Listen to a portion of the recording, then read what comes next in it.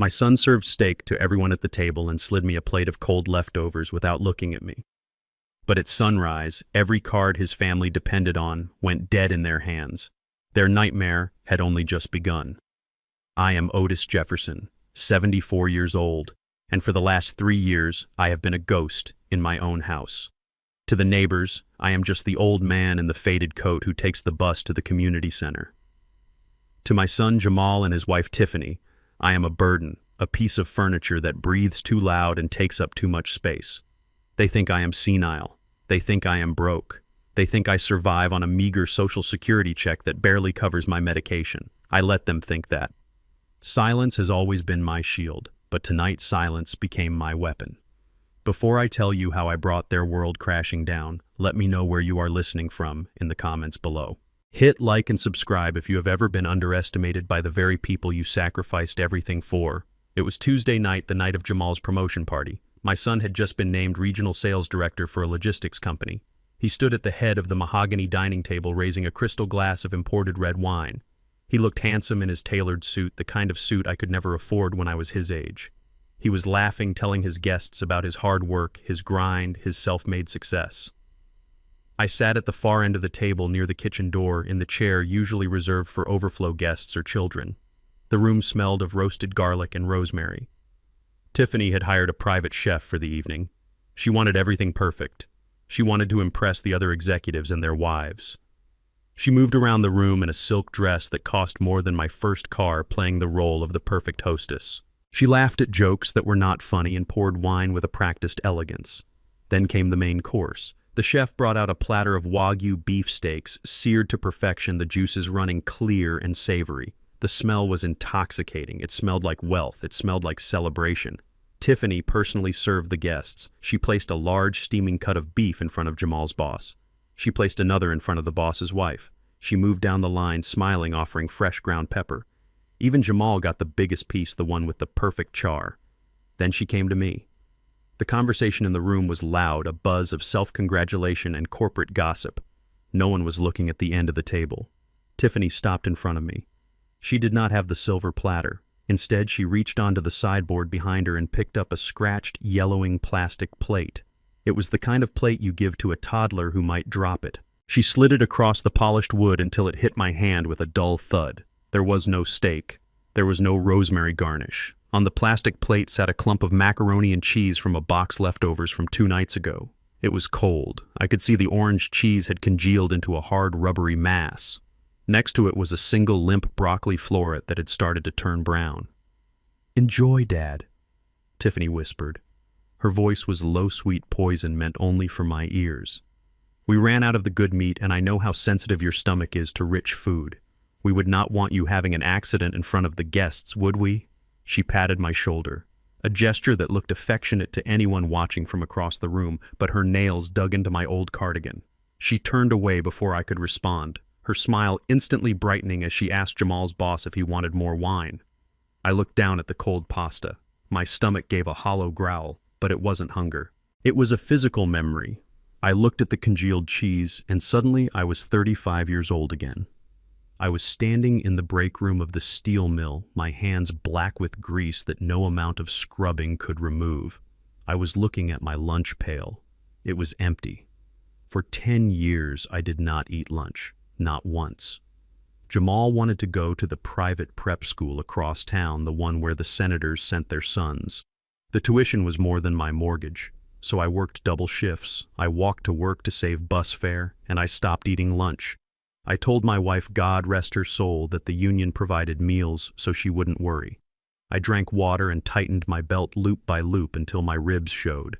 I did it so Jamal would never have to touch a piece of steel with his bare hands. I did it so he could sit at a table like this. I looked up from the plastic plate and locked eyes with my son. Jamal was laughing at something his boss said, his head thrown back. But then his gaze drifted down the table. He saw me. He saw the plastic plate. He saw the cold leftovers while the juice from his $50 steak pooled on his china. For a second, just one heartbeat, I saw a flicker of hesitation in his eyes. I waited. I held my breath. This was it. This was the moment. All he had to do was say something. All he had to do was say, "Tiffany, get my father a plate." All he had to do was acknowledge me as a man, as his father. but Jamal blinked. He looked at his boss, who was cutting into the beef. He looked at Tiffany, who was glaring at him with a warning in her eyes. And then my son, the regional sales director, the self-made man, turned his head. He lifted his glass. To success, he roared. The guests cheered. To success. I did not pick up my fork. My hands, still strong from decades of labor, rested on the edge of the table. I felt a coldness spread through my chest, colder than the pasta on the plate. It was the death of hope. For years I had made excuses for him. He is stressed, he is busy, he is trying to fit into a world I do not understand. But tonight, there were no excuses left. He was not busy. He was ashamed. I pushed my chair back. The sound was a harsh scrape against the floor, loud enough to cut through the chatter for a brief second. A few guests glanced over, confused to see the old man in the corner standing up. Leaving so soon, Mr. Jefferson, Jamal's boss, asked politely, "The steak is delicious." I looked at the man. He seemed decent. He had no idea he was sitting in a nest of vipers. "I am not hungry," I said. My voice was raspy, unused. I realized I had not spoken a single word to anyone all evening because no one had spoken to me. "Oh, let him go," Tiffany chimed in, laughing lightly. "Dad gets tired so early these days. The excitement is too much for him." "Right, Dad." She looked at me with eyes that dared me to make a scene. She knew I wouldn't. I was Otis Jefferson. I was the quiet man. I was the man who took the insults and swallowed them because I wanted peace for my family. But she did not know that Otis Jefferson was also the man who negotiated union contracts with steel magnates who wanted to crush us. She did not know that Otis Jefferson once stared down a line of riot police during the strikes of '82. She did not know because I never told her. I stepped away from the table. I picked up my cane, not because I needed it to walk, but because it made me look harmless. I walked past Jamal. He was studying his wine glass intently, swirling the red liquid, refusing to meet my eyes. "Good night, son," I said softly. He mumbled something into his glass. "Night, Dad." I walked toward the hallway that led to the kitchen. I had to go through the kitchen to get to the basement door. That was where I lived now. 2 months ago, Tiffany decided my bedroom on the first floor was needed for a home office for her influencer career. They moved my things into the unfinished basement. It was damp. It smelled of mold and furnace oil. There was one small window near the ceiling that let in a sliver of gray light. I reached the kitchen door when Tiffany caught up to me. She moved fast for a woman in heels. She grabbed my arm, her fingers pinching the loose skin. Her face was no longer the smiling hostess mask. It was twisted with annoyance. "You are embarrassing us," she hissed, her voice a low, snake-like whisper. "Leaving before dessert. Do you know who those people are?" I looked at her hand on my arm. I did not pull away. I just looked at it until she felt awkward and let go. "I am tired, Tiffany," I said. "Well, go down to your hole then," she spat. "And take that plate with you. I am not throwing away food just because you are too good for it. And listen to me, old man. Before you go to sleep, take the trash out to the curb. The bin is full of prep scraps. I do not want my guests smelling garbage when they leave." She leaned in closer, the smell of expensive perfume clashing with the cruelty of her words. "And try to be quiet down there. The floorboards squeak when you pace. It ruins the ambiance." She turned on her heel and marched back into the dining room. I heard her voice shift instantly into a bright, bubbly laugh as she rejoined the party. "Oh, he is just having a little spell, poor thing." I stood alone in the kitchen. The remains of the feast were scattered on the counters. Half-eaten appetizers, empty wine bottles, the trimmings of the beef. I looked at the garbage bag by the back door. It was bulging, leaking a little fluid onto the tile. "Take the trash out. Go to your hole. Be quiet." I opened the basement door. The draft of cold, musty air hit me. I walked down the wooden steps, each one creaking under my weight. I did not turn on the light. I knew the way in the dark. I sat on the edge of the cot that served as my bed. The mattress was thin, lumpy. Above me I could hear the muffled sounds of the party, the clinking of glasses, the laughter, the heavy footsteps of my son walking across the floor that I paid for. I reached under my pillow and pulled out my phone. It was an old flip phone taped together at the hinge. Jamal and Tiffany laughed at it. They called it a dinosaur. They did not know that this phone was the only line of communication to a world they couldn't even imagine. I opened the phone. The screen glowed pale blue in the darkness. I dialed a number I had memorized 30 years ago. It rang twice. "Yeah." A voice answered, gruff, alert. It was Ezekiel, my oldest friend, my lawyer, the man who knew where every single body was buried because we had buried some of them together, metaphorically speaking, during the Union Wars. Zeke, I said. My voice was steady. The rasp was gone. Otis, is everything all right? You never call this late. I looked up at the ceiling boards. Dust was falling from the vibrations of the party upstairs. I thought about the cold pasta. I thought about the 10 years of hunger. I thought about the look in Jamal's eyes when he turned away. It is done, Zeke, I said. There was a long pause on the other end. Ezekiel knew what that meant. We had discussed it as a possibility, a nuclear option, but he never thought I would pull the trigger. Are you sure? Otis Zeke asked softly. Once we do this, there is no going back. The boy, he will be wiped out. I closed my eyes. I saw the little boy I taught to ride a bike. Then I saw the man who let his wife serve me garbage on a plastic plate. He is not a boy, Zeke. He is a man who made a choice tonight. Now I am making mine, okay, Zeke said. I could hear the sound of a keyboard clacking in the background. Give me the word. Execute Protocol Omega, I said. Protocol Omega. The end. Freeze it all, Zeke. The credit cards, the bank accounts, the car leases, the mortgage payments, the utilities, everything that has my name on the back end, everything that flows from the trust. Cut the cord. Done, Zeke said. The keystrokes stopped. By the time the sun comes up, they won't be able to buy a pack of gum. Thank you, brother, I said. Where will you go? Zeke asked. I am not going anywhere, I said. I am going to stay right here in this basement. I want to see their faces when the card reader declines. I hung up the phone. I lay back on the cot, still wearing my coat because the basement was freezing. Upstairs, the party was winding down. I heard the guests leaving. I heard Tiffany giggling. I heard Jamal say, "This is just the beginning, baby. We are going straight to the top." I closed my eyes and let out a long breath. He was wrong. They weren't going to the top. They were about to find out that the floor they stood on was made of ice, and I had just turned up the heat. My stomach growled again, demanding food. I reached into my coat pocket and pulled out a granola bar I had hidden there days ago. I ate it slowly in the dark. It tasted better than any Wagyu steak. It tasted like freedom. Upstairs, the lights went out. The house fell silent. But I did not sleep. I waited for the sun. I waited for the morning. I waited for the moment the world would tilt on its axis. Because tomorrow Jamal Jefferson was going to learn a lesson that wasn't taught in his expensive prep school. He was going to learn that you never, ever bite the hand that feeds you, especially when that hand is the only thing holding you up from the abyss. End of part. The dampness of the basement settled into my bones like a second skin. It was a cold, penetrating ache that reminded me of the winter of '78 when we stood on the picket line for 3 weeks straight without pay.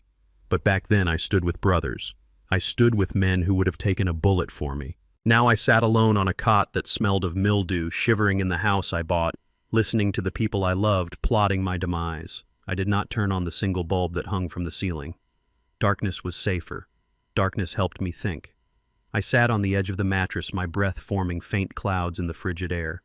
They had turned off the heat to the basement weeks ago. Tiffany said it was a waste of energy since I was down here anyway, and old people were always cold regardless of the thermostat.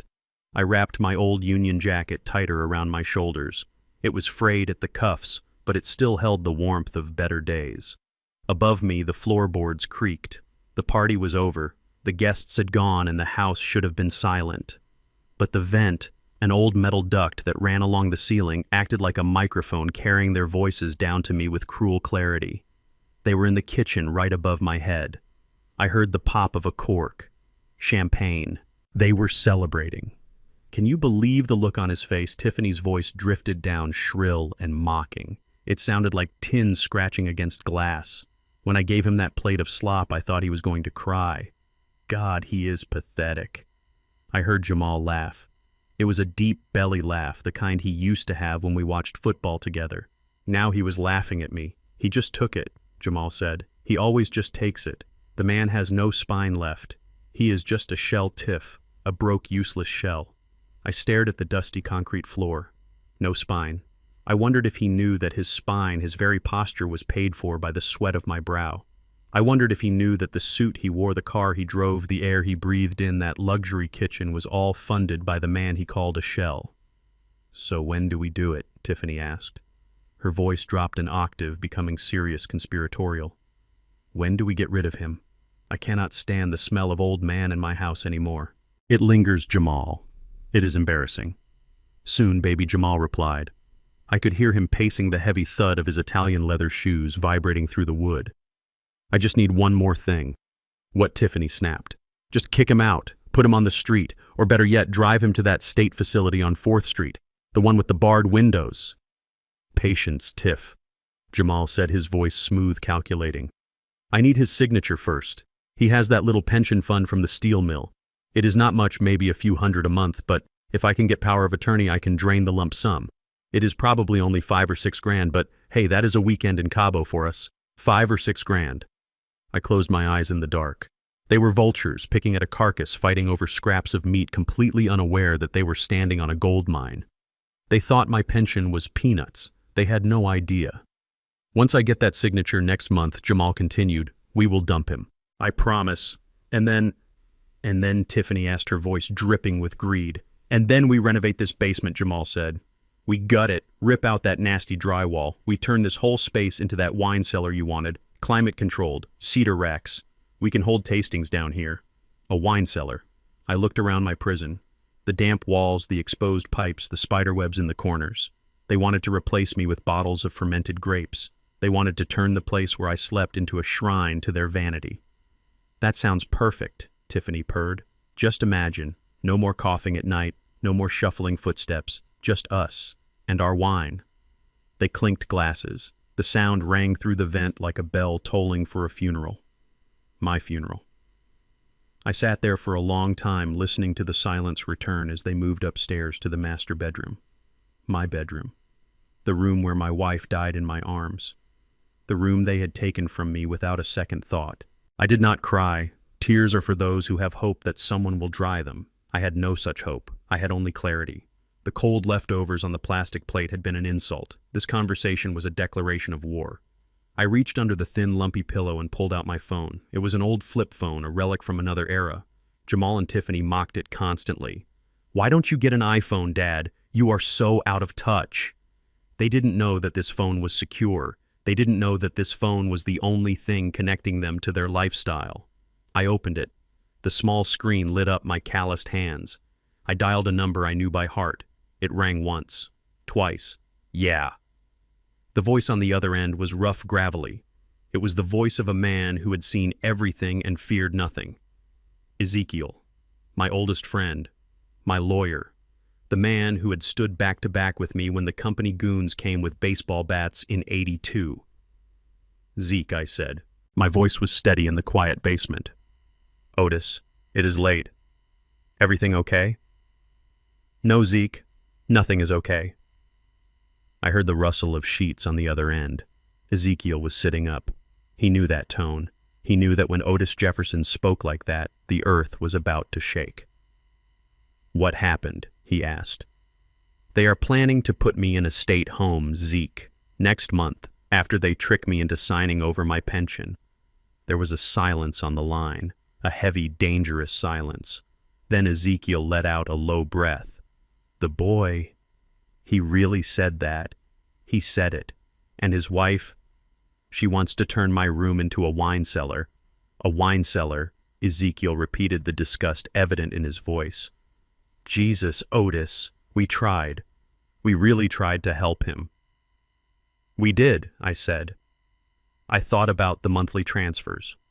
For 5 years, on the first of every month, I had Ezekiel wire $15,000 into a shell account that Jamal believed was a recurring performance bonus from his company. I had set it up years ago, pulling strings with the board of directors, a board I sat on, though Jamal had no clue. I owned 40% of the logistics firm he worked for. I was the silent majority shareholder. I had gotten him the job, I had gotten him the promotion, and I had been paying his salary plus a massive bonus out of my own pocket every single month. $15,000. Every 30 days. It paid for the Range Rover. It paid for the designer clothes.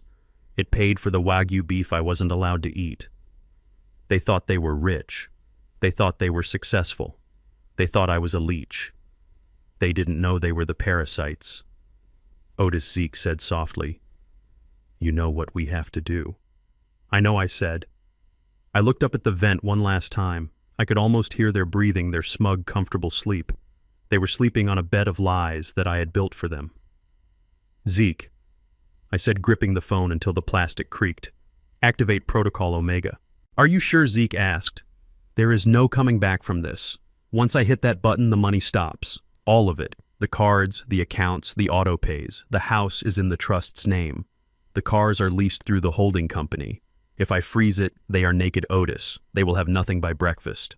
I looked at the cold macaroni on the floor where I had set the plate. I thought about the wine cellar. I thought about the state home with the barred windows. "Freeze it," I said. "Freeze it all. Every dime, every credit line, every asset. I want them to wake up in a world that doesn't recognize them." "Consider it done," Zeke said. His voice was grim but efficient. "I am logging into the mainframe now. It will take me about 10 minutes to override the standing orders. By sunrise, their plastic will be just plastic." "Thank you, brother," I said. And Otis Zeke added, "Get some sleep. You are going to need your strength for the show tomorrow." "I won't sleep, Zeke. I am going to watch the sun come up." I closed the phone with a snap. The blue light vanished, plunging me back into the darkness. But it didn't feel cold anymore. I felt a fire burning in my chest, a righteous cleaning fire. $15,000 a month, $180,000 a year, plus the house, plus the cars, plus the tuition for my granddaughter's private school, which I paid directly to the institution while Jamal told everyone he was a self-made man. I had given them a kingdom, and they had treated me like the court jester. I stood up and walked to the small, grimy window near the ceiling. I could see a sliver of the moon. It looked sharp like a scythe. Jamal thought I was senile. He thought I was weak. He forgot who I was. I was the man who organized the strikes. I was the man who stared down CEOs and mobsters and politicians. I was the man who built a fortune from nothing but grit and smart investments in real estate when everyone else was buying fancy cars. I touched the cold glass. "Enjoy your sleep, son," I whispered to the ceiling. "Enjoy your dreams of wine cellars and vacations in Cabo. Because when you wake up, the bank is closed. The landlord is calling. And the old man in the basement holds the only key." I sat back down on the cot and waited. I waited for the dawn. I waited for the moment when the digital guillotine would fall. I wasn't sad. I wasn't angry. I was ready. The lesson was about to begin. I sat on the edge of my cot in the basement, watching the dust motes dance in the sliver of sunlight that managed to pierce through the ground-level window. It was 7 a.m. I could hear the heavy thud of footsteps upstairs. The floorboards groaned under the weight of entitlement. They were getting ready. The morning routine of the Jefferson household was a symphony of excess that I had funded for 5 long years. I heard the hiss of the espresso machine, a $3,000 Italian contraption that Tiffany insisted was essential for her mental health. I heard the roar of the shower in the master bathroom wasting gallons of hot water while I washed my face with a cold rag from a bucket down here. I waited. I had not slept a wink, but I was not tired. I felt a hum of energy beneath my skin, the same way I used to feel right before a strike vote was tallied. The dice were rolling. At 8:15, the garage door rumbled open. I moved to the small window and peered out through the grime. I saw the tires of the Range Rover. Tiffany was leaving for her weekly spa appointment. It was a ritual. Every Wednesday, she spent $500 on facials and massages to recover from the stress of doing absolutely nothing. She backed out of the driveway, the engine purring like a well-fed cat. She had no idea that the gas in the tank was the last thing she would own for a very long time. 10 minutes later, Jamal left. He was driving the Porsche Panamera. I watched the sleek black car slide out onto the street. He was heading to the office to play the big shot, to bark orders at people who worked harder than him, secure in the knowledge that his bonus check would clear on the 1st of the month. I sat back down and folded my hands. Now the waiting game truly began. Across town, Tiffany Jefferson was parking the Range Rover in the valet lot of the Serenity Day Spa. She tossed the keys to the attendant without looking him in the eye. She walked into the lobby, the smell of eucalyptus and lavender enveloping her. She checked in at the marble counter, flashing her teeth at the receptionist. I know this because Ezekiel's private investigator had cloned her phone weeks ago. We could see the GPS. We could see the transaction attempts in real time on the secure tablet Zeke had given me. She went in for the diamond peel facial and the hot stone massage. For 2 hours, she lay on a heated table while someone rubbed oil into her skin. She probably fell asleep. She probably dreamed of the wine cellar she was going to build in my room. Then came the moment of truth. Tiffany walked to the front desk, her skin glowing, her hair wrapped in a plush towel. The receptionist smiled and presented the bill. $480 plus a 20% gratuity automatically added because Tiffany never tipped well on her own. Tiffany reached into her designer bag and pulled out the black card. It was a heavy piece of metal, cool to the touch. It was the symbol of her status. She placed it on the counter with a delicate click. The receptionist swiped it. There was a silence. A long, uncomfortable silence followed by a sharp beep. I am sorry, Mrs. Jefferson, the receptionist said, her smile faltering just a fraction. It was declined. Tiffany laughed. It was a brittle, sharp sound. Do not be ridiculous. Swipe it again. Your machine must be broken. It is a black card. It does not have a limit. The girl swiped it again. Beep. Declined. Try the chip. Tiffany snapped, her voice rising. She inserted the card. The machine thought for a second, then flashed a red light. The message on the screen was clear. Account frozen. Contact issuer. I watched the alert pop up on my tablet screen in the basement.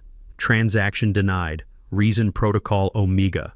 Tiffany began to panic. She dug through her purse, her manicured nails clicking frantically against leather. She pulled out the Visa. Declined. She pulled out the American Express Platinum. Declined. She pulled out the emergency debit card linked to the joint account. Declined. Every single card came back with the same message. Contact primary account holder.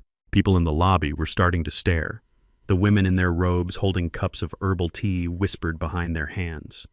The facade was cracking. Tiffany Jefferson, the woman who posted photos of her shoebox collection on Instagram, could not pay for her facial. She felt the heat rise up her neck. The shame was a physical blow. She had to leave her driver's license with the receptionist as collateral, promising to come back with cash. She ran out to the valet stand, her face burning. She reached for a $5 bill to tip the valet, but her wallet was empty. She had to drive away while the valet stared at her with open contempt. She grabbed her phone and dialed Jamal.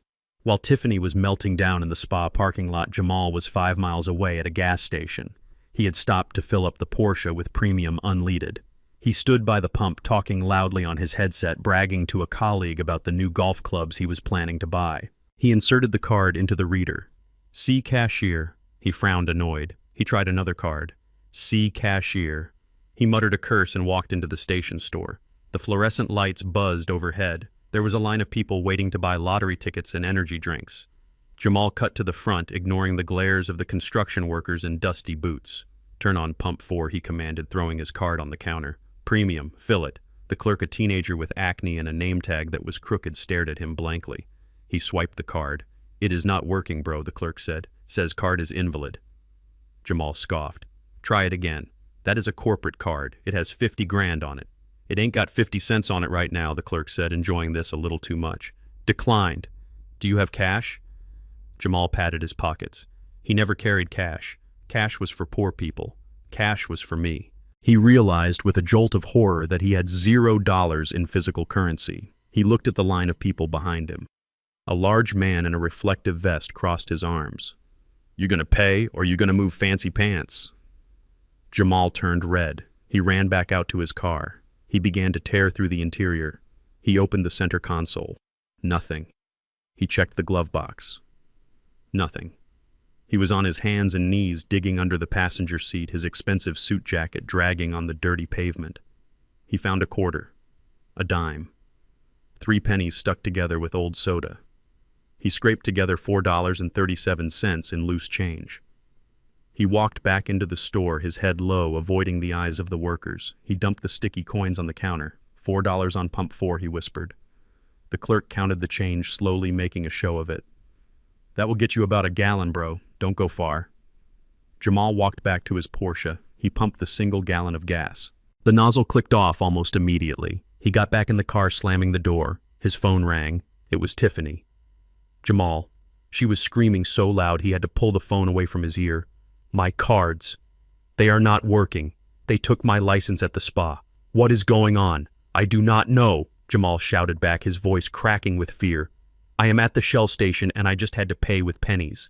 The accounts are locked, all of them. Who did this? Tiffany shrieked. Did you miss a payment? Did you forget to transfer the funds? I did not forget anything, Jamal roared. It is the trust. The automatic deposit didn't hit. The bank must have flagged it. We need to call them. Call them. Call who? We do not even know who runs the trust. It is just an account number. Jamal gripped the steering wheel. He was sweating. The air conditioning in the car was on full blast, but he felt like he was suffocating. He realized in that moment how little he actually knew about the money that sustained his life. He thought it was a bottomless well. He never asked where the water came from. I am going home, he said. I need to find the paperwork. I need to find the original documents. Maybe the old man knows something. Your father? Tiffany laughed, a hysterical, jagged sound. That senile old fool. He does not even know what day it is. He might have thrown something away, Jamal said, grasping at straws. He gets the mail first sometimes. Maybe he threw out a notice from the bank. Maybe he messed this up. I am going to kill him, Tiffany hissed. If that old man touched our money, I am going to throw him out on the street myself. Jamal hung up and floored the accelerator. The Porsche roared, burning through the gallon of gas he had just bought with humiliation. I was sitting in the rocking chair in the basement when I heard the front door slam open. It hit the wall with such force I thought the hinges would snap. Dad Jamal's voice boomed through the house. It wasn't the voice of a son greeting his father. It was the voice of a master summoning a disobedient servant. I heard his heavy footsteps thundering down the hallway. He didn't even stop to take off his shoes. He stomped across the hardwood straight to the basement door. He yanked it open and came charging down the stairs, taking them two at a time. He burst into my room, his chest heaving, sweat beading on his forehead. His eyes were wild. He looked like a cornered animal. I looked up from my newspaper. I kept my face blank, the mask of the confused, harmless old man firmly in place. Hello, son, I said slowly. You are home early? Cut the crap, Jamal screamed. He kicked a cardboard box of my old books, sending them skidding across the floor. What did you do? I blinked, adjusting my glasses. Do I have been here all morning, Jamal? Reading, the bank. Jamal yelled, getting in my face. I could smell the fear on him. It smelled sour. The accounts are frozen. Every single one.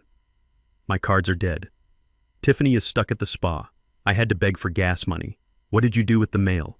Did you hide a letter? Did you throw something away? I looked at him calmly. I saw the panic in his eyes. He truly believed this was an accident. He truly believed that the only way his life could fall apart was if I, in my incompetence, had made a mistake. It never occurred to him that I had the power to destroy him. I do not touch your mail, Jamal, I said softly. You told me not to. Then why is the money gone? He screamed, grabbing his hair. The trust fund. The monthly deposit. It didn't come through. The bank says the primary account holder froze the assets. Primary account holder. I almost smiled.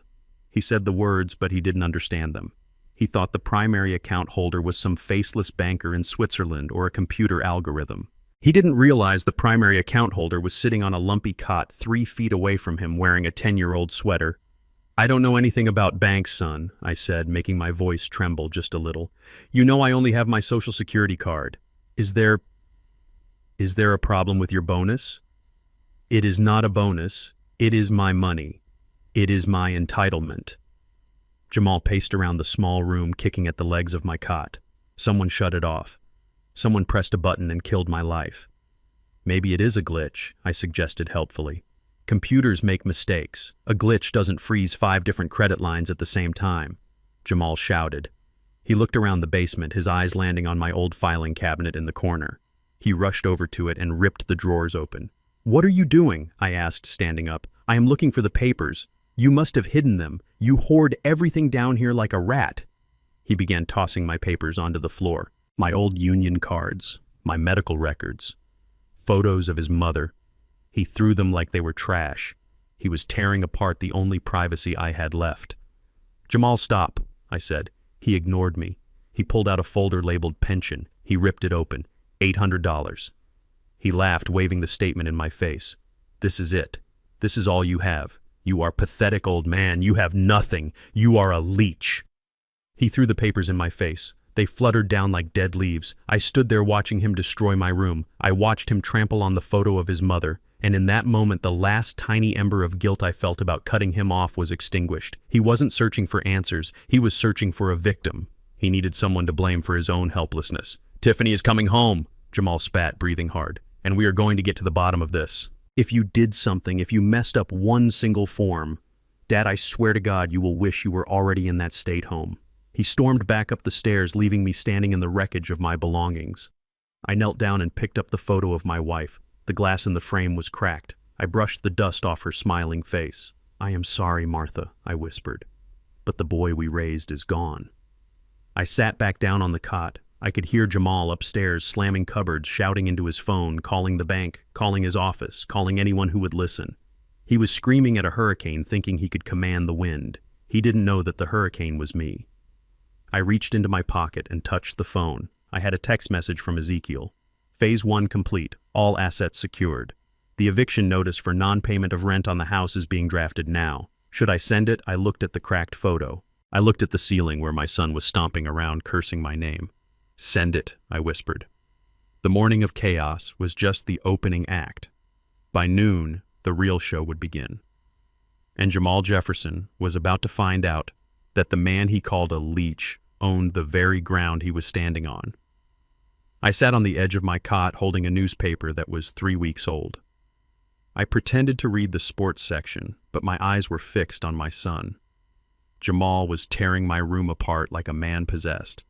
He pulled the drawers out of my plastic dresser and dumped them onto the floor.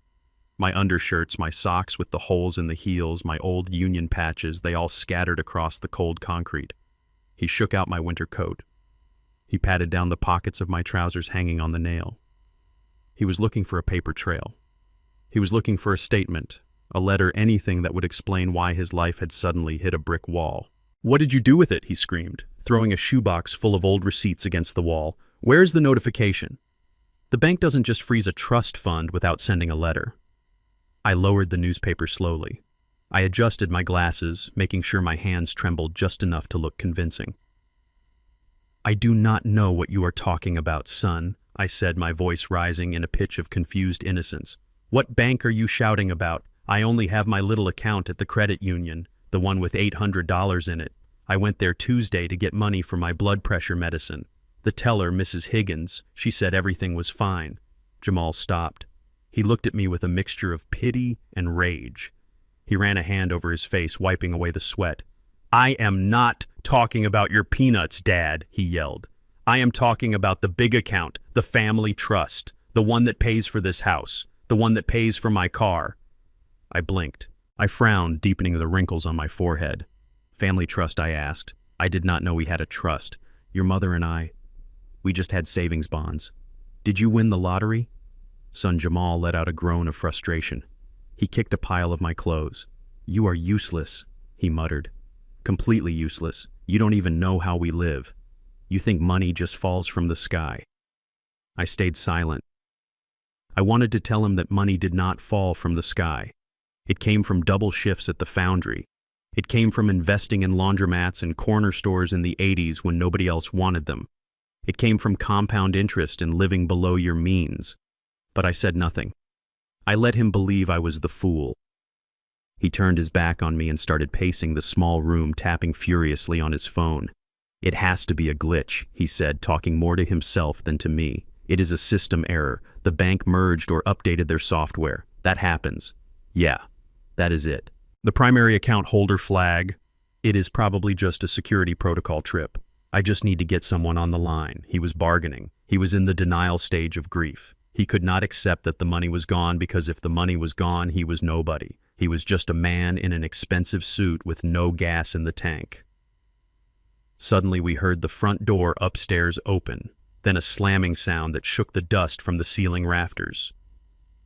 Jamal. It was Tiffany. Her voice was a shriek. I heard her heels clicking rapidly on the hardwood floor, then the heavy thud as she descended the basement stairs. She appeared in the doorway. She looked like a wreck. Her hair was half up, half down. Her mascara was smeared under one eye. She was still wearing the plush white robe from the spa, but she had thrown a trench coat over it. She was barefoot. She saw Jamal standing amidst the wreckage of my room. She saw me sitting on the cot. She didn't say a word. She just swung her designer handbag, a heavy leather thing with gold buckles, and threw it. It flew across the room and hit me square in the chest. The buckle struck my collarbone. I grunted in pain and dropped the newspaper. Tiffany Jamal shouted, shocked. "Shut up," she screamed, turning on him. "Do you know what happened to me? Do you have any idea? They took my license. They made me leave my diamond earrings as collateral. I had to walk 3 blocks to get a taxi, and then the taxi driver kicked me out because I didn't have cash. I had to walk home. Barefoot in a robe. She was hyperventilating. Her eyes were wide and wild. She looked at me with pure hatred. And this thing is just sitting here reading the paper." She marched over to me. I could smell the sweat of panic breaking through her expensive perfume. "Give me money," she demanded. She held out her hand, snapping her fingers. "Right now." I rubbed my chest where the bag had hit me. It would bruise. I added that bruise to the ledger in my mind. The debt was growing. "I don't have any money, Tiffany," I said softly. "Do not lie to me, old man," she screeched. "Old people always stash cash. You probably have it stuffed in your mattress or hidden in a coffee can. Give it to me. I need $500 right now. I have to go back and tip the girls at the spa. If I don't, they will talk. They will ruin my reputation." A tip. She wanted $500 for a tip. She had just assaulted me. She was standing in the ruins of my life. Her husband was penniless, and her biggest concern was her reputation at a day spa. I looked at Jamal. He did not step in. He did not tell her to stop. He was looking at me too with expectant eyes. He hoped I had a stash. He hoped I could solve this immediate problem so the screaming would stop. "Dad, if you have any cash, just give it to her," Jamal said weakly. "We will pay you back when the bank glitch is fixed. Pay me back." I almost laughed. I reached into the pocket of my trousers. My hand moved slowly. I let them wait. I let the tension build. Tiffany's eyes were locked on my hand like a hawk watching a mouse. I pulled my hand out. My fingers were clenched in a fist. I opened them slowly. Sitting in the center of my calloused palm was a single bill. It was crumpled. It was soft from age. It was $5. Abraham Lincoln stared up at us. "This is it," I said. My voice was low. "This is all I have left from my check. I was saving it for a haircut." Tiffany stared at the $5 bill. Her face went slack. For a moment she looked like she didn't understand what she was seeing. Then her face twisted. Her lips curled back in a snarl that revealed her teeth. $5, she whispered. "You have $5? "That is it," I said. She slapped my hand. The bill fluttered to the floor, landing in the dust next to my work boots. "You useless, pathetic waste of space," she hissed. And then she did something that I will never forget. She gathered the saliva in her mouth, she looked me dead in the eye, and she spat. The glob of spit landed on the concrete floor right next to the toe of my boot. It was inches from the $5 bill. I looked at the spit. I looked at the money. I looked at my son, who turned his head away in shame but said nothing. I did not wipe the spit away. I did not yell. I just sat there, clutching my bruised chest, and looked up at her. "Is that all I asked?" Tiffany let out a scream of frustration. She turned to Jamal and started pounding on his chest with her fists. "Fix this!" she shrieked. "Fix this! Now I cannot live like this! I need money! I need my cards! Get him out of here and find the money!" Jamal grabbed her wrists. "Calm down. It is a mistake. I am going to call corporate. I am going to go down to the bank branch right now. We will sort this out." He looked at me one last time. There was no love in his eyes, only resentment. "Clean this mess up, Dad," he said, gesturing to the clothes he had thrown on the floor. "And stay down here. I don't want to see your face until I fix this." He dragged a sobbing Tiffany up the stairs. I heard them arguing all the way down the hall. I heard the door to his study slam. I was alone again. I reached down and picked up the $5 bill. I dusted it off carefully. I folded it and put it back in my pocket. Then I looked at the spit on the floor. I did not clean it up. I left it there. I wanted to look at it. I wanted to remember it. That spit was the seal on the warrant. It was the final signature on the eviction notice. I reached for my phone under the pillow. I didn't call anyone. I just checked the time. It was almost noon. The banks were open. The real estate offices were open. The world of commerce was humming along. And upstairs, my son was dialing numbers that would ring in empty rooms. He was trying to unlock doors that I had welded shut. I sat back on the cot and listened to the silence of the basement. It was heavy. It was cold. But for the first time in a long time, it felt like justice. They wanted money. They wanted dignity. They wanted to be special. Well, they were about to find out just how special they really were. I closed my eyes and waited for the next crash. It wouldn't be long now. The utilities were set to cut off at 1 p.m. The heat was already gone. The lights were next. And when the darkness came for them, they would find that the only person with a light was the old man they had just spat on. 3 days passed in a suffocating, terrifying silence. The house usually vibrating with the bass of Jamal's surround sound system or the shrill voice of Tiffany on speakerphone had gone tomb quiet. The silence wasn't peaceful. It was the heavy, pressurized silence of a bomb waiting to detonate. It started with the internet. On the morning of the third day, the high-speed fiber optic connection that Tiffany needed to upload her lifestyle vlogs simply vanished. I heard her screaming from the living room. She was rebooting the router, slamming it against the wall, cursing the service provider. Then the cable TV went black. Then the water pressure dropped to a trickle. By noon, the mail arrived. It was not the usual stack of catalogs and pre-approved credit offers. It was a single thick envelope from the bank addressed to Mr. Jamal Jefferson. I was sitting in my usual spot in the basement, wrapped in 2 blankets because the air had turned biting cold. I heard Jamal tear open the envelope upstairs. I heard the paper rip. And then I heard a sound that was half gasp, half sob.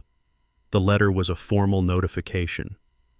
The primary account holder, the entity Jamal had always assumed was a blind trust or a corporate angel investor, had officially terminated all third-party beneficiary agreements. The gravy train hadn't just derailed. The tracks had been torn up. They panicked. It was a chaotic, flailing panic. I heard them running from room to room, checking appliances, checking faucets.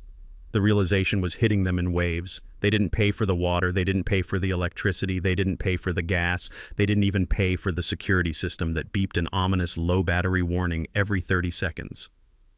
For 5 years, I had auto-paid every single bill from the main trust. They had never even seen a utility bill. They thought lights just turned on because they deserved it. Now the notices were flooding their inboxes on their phones, which were using data because the Wi-Fi was dead. Disconnection imminent, past due, service suspended. At dinner time, I walked up the stairs. My joints ached from the cold. The basement was essentially a refrigerator now.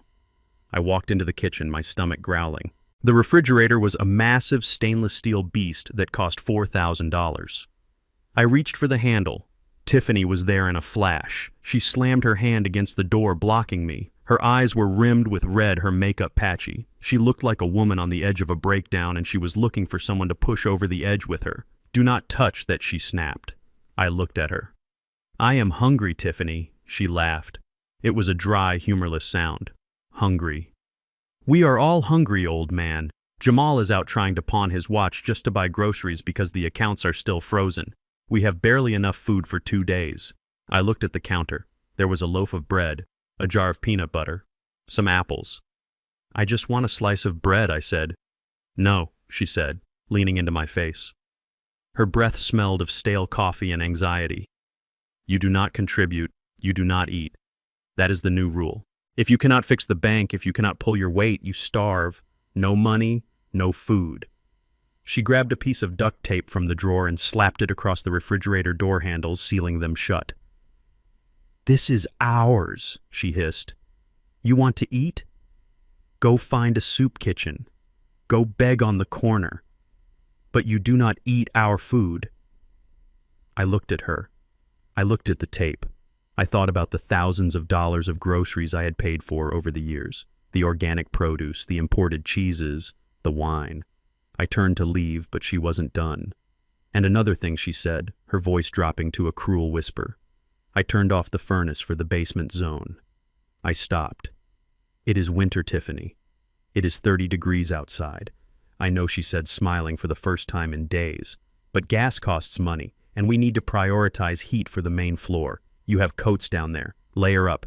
It will build character." She shooed me away like a stray dog. "Go on, get out of my kitchen." I walked back down the stairs. The air in the basement was already frigid. I could see my breath in the dim light of the single bulb. I sat on my cot and pulled the blankets up. My stomach cramped with hunger, a sharp twisting pain. But I did not despair. They thought they were besieging me. They thought they were starving me out. They forgot that I was a union man. I had survived strikes that lasted months. I knew how to ration. I knew how to hide resources. I reached under the cot and pulled out my old rusted toolbox. It was heavy. Jamal had never touched it because he had never fixed a thing in his life. I opened the lid. Inside, nestled among the wrenches and screwdrivers, were 3 boxes of high-protein energy bars. I had bought them weeks ago, sensing the storm was coming. I also had 2 large jugs of water and a thermal flask. I unwrapped a bar quietly, the foil crinkling softly in the dark. I ate it slowly, chewing every bite thoroughly. It tasted like chocolate and grit. It tasted like survival. They were starving upstairs, fighting over scraps, terrified of the future. I was full. I was prepared. I waited until midnight. The house settled into an uneasy quiet. I could hear Jamal and Tiffany arguing in their bedroom, their voices muffled and venomous. They were blaming each other. They were turning on each other like rats in a trap. I put on my heavy wool coat and my cap. I moved the loose board in the corner of the basement that covered the old coal chute. It was a tight squeeze, but I kept fit. I climbed up the narrow tunnel and pushed open the metal hatch that led to the backyard. The night air was crisp and biting. I took a deep breath, filling my lungs with freedom. I walked through the shadows of the garden I had paid to landscape, avoiding the motion sensor lights I knew were deactivated because of the power cuts. I walked 2 blocks to the corner of 4th and Elm. A dark sedan was waiting there, the engine idling quietly. I opened the passenger door and slid in. The heat in the car was blasting. It felt like heaven, Mr. Jefferson, the driver said. He was a young man, sharp-eyed, wearing a leather jacket. He was one of Ezekiel's best investigators. "Good evening, son," I said, rubbing my hands together to warm them. "Do you have it?" He reached into the back seat and handed me a thick manila envelope. "We got everything," he said. "It was easier than we thought. She is not exactly careful." I opened the envelope. The interior light of the car illuminated the photographs. They were high resolution, grainy because they were taken at night but clear enough. There was Tiffany, my daughter-in-law, the woman who had just taped the refrigerator shut. She was walking into a Motel 6 on the outskirts of town. She wasn't alone. Walking beside her with his hand on the small of her back was a man I recognized instantly. It wasn't just a lover. It was worse. It was Marcus Thorne, Jamal's direct competitor. The man who had been trying to undercut Jamal's logistics contracts for 2 years. The man Jamal hated more than anyone in the business world. I flipped through the photos. Tiffany and Thorne at a bar. Tiffany handing Thorne a flash drive. Tiffany laughing while Thorne kissed her neck. The investigator cleared his throat. "It is not just an affair, Mr. Jefferson. We tracked her digital footprint. She has been selling him Jamal's client lists. She has been leaking bid information for months. She is getting paid in cash. That is how she affords the spa treatments that the trust didn't cover." I looked at the photo of Tiffany smiling at the enemy. She was selling her own husband out for pocket money. She was destroying his career from the inside while spending my money on the outside. My son was a fool. He was a cruel, entitled fool. But he was being played by a master. "Does Jamal know?" I asked. "No way," the investigator said. "He thinks Thorne is just lucky. He has no idea his wife is the leak." I put the photos back in the envelope. My hands were steady. The hunger was gone. The cold was gone. All I felt was the cold, hard weight of ammunition. "This is good work, son," I said. "What do you want to do with it?" he asked. "Should I send it to Jamal?" I shook my head. "No, not yet. Jamal is currently starving and freezing in a house he thinks he owns. If I give him this now, he might snap. I need him broken, not dead." I tucked the envelope inside my coat right next to my heart. "Keep watching her," I said. "I want to know every time she meets him. I want to know every dollar she takes." I got out of the car. The wind hit me, but I didn't flinch. I walked back to the house, slipping through the shadows like a ghost. I climbed back down the coal chute and into my freezing basement. I hid the envelope in the toolbox underneath the wrenches right next to the energy bars. I lay down on my cot and pulled the blankets up to my chin. Upstairs, the floorboards creaked. Tiffany was getting up to use the bathroom. I listened to her footsteps. I imagined her face when she realized that the old man in the basement knew her darkest secret. She had cut off my food. She had cut off my heat. She thought she was squeezing me. She didn't know that I was the one holding the knife, and I was just waiting for the right moment to cut the string that held her life together. 3 days down. The lights were flickering. The fridge was locked. The heat was gone. but the fire was just getting started. The morning sun did nothing to warm the house. The furnace had been dead for 24 hours, and the chill had settled into the drywall, turning the luxury home into an icebox. I sat in the corner of the living room wearing my wool coat and my beanie, watching my son pace back and forth. He was wearing his cashmere overcoat, rubbing his hands together, checking his watch every 30 seconds. He looked like a man waiting for a lifeboat on the Titanic. He had a plan. I could see it in the manic gleam of his eyes. He had whispered it to Tiffany in the kitchen while they drank cold instant coffee because the espresso machine wouldn't work without power. They were going to sell the house. They were going to liquidate the asset, take the cash, and run. They figured if they sold it quick, even at a loss, they could walk away with $500,000, enough to pay the dangerous debts, enough to start over, enough to dump me in the street. At 10 o'clock sharp, a silver Lexus pulled into the driveway. A man stepped out. He was slick. His suit was sharp, his hair was gelled, and he carried a leather portfolio that probably cost more than my first house. This was Marcus Thorne's favorite realtor, a man known for moving high-end properties fast and asking very few questions. Jamal opened the door before the man could even knock. "Mr. Henderson." Jamal boomed, forcing a smile that looked more like a grimace. "Welcome, welcome. Sorry about the chill. We are having the entire HVAC system upgraded to an eco-friendly smart unit. Top of the line." The realtor stepped inside, shivering slightly. He looked around the foyer, taking in the crystal chandelier and the marble floors. He didn't seem to notice that the lights were off. "Impressive," Henderson said, his eyes scanning the room like a calculator. "Very impressive structure. You said you wanted an expedited listing."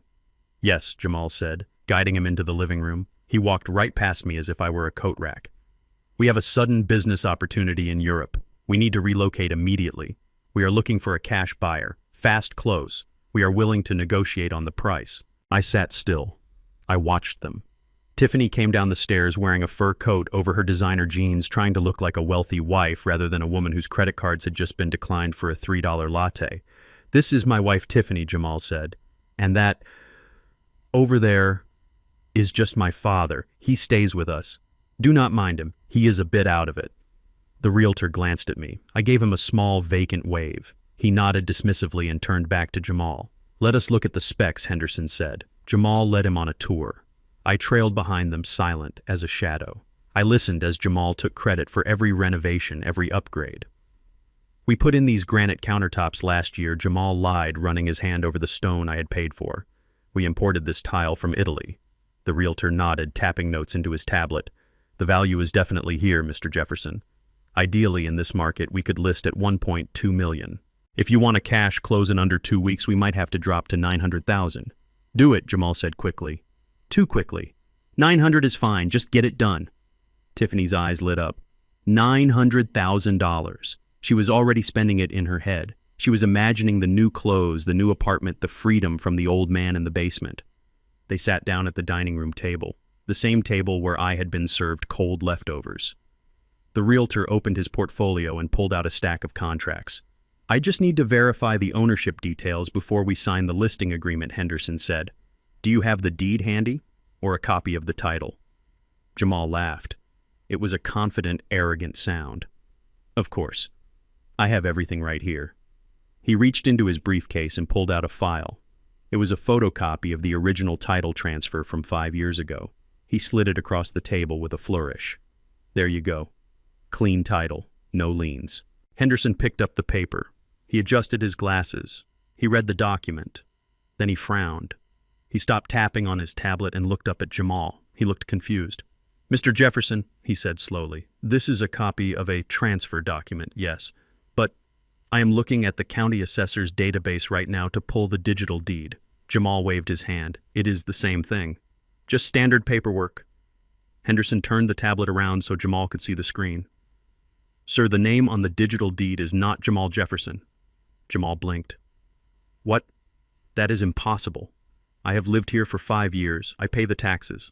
Well, the trust pays the taxes, but it is my house. The name on the deed," Henderson continued, his voice losing some of its warmth, "is listed as Jefferson Holdings, LLC. There was a silence in the room. The wind howled outside, rattling the window panes. "Jefferson Holdings, LLC. Tiffany asked, her voice shrill. "What is that?" Jamal laughed again, but this time it sounded nervous. It sounded wet. "Oh, that. he said, leaning back in his chair, trying to look relaxed. That is just the corporate shell. You know how it is. Tax purposes. Liability protection. It is a holding company set up by my in-laws. He pointed at Tiffany. Her parents set it up for us when we got married. It is basically me. I am the managing partner. I have full authorization. I watched him lie. It was breathtaking. He lied with such ease, such conviction. He truly believed that if he said it confidently enough, reality would bend to his will. He assumed that because the money had always flowed, the ownership was just a technicality he could smooth talk his way around. Henderson looked at Tiffany. Is that correct, Mrs. Jefferson? Your parents own the LLC. Tiffany hesitated. She looked at Jamal. He stared at her with wide, desperate eyes, willing her to play along.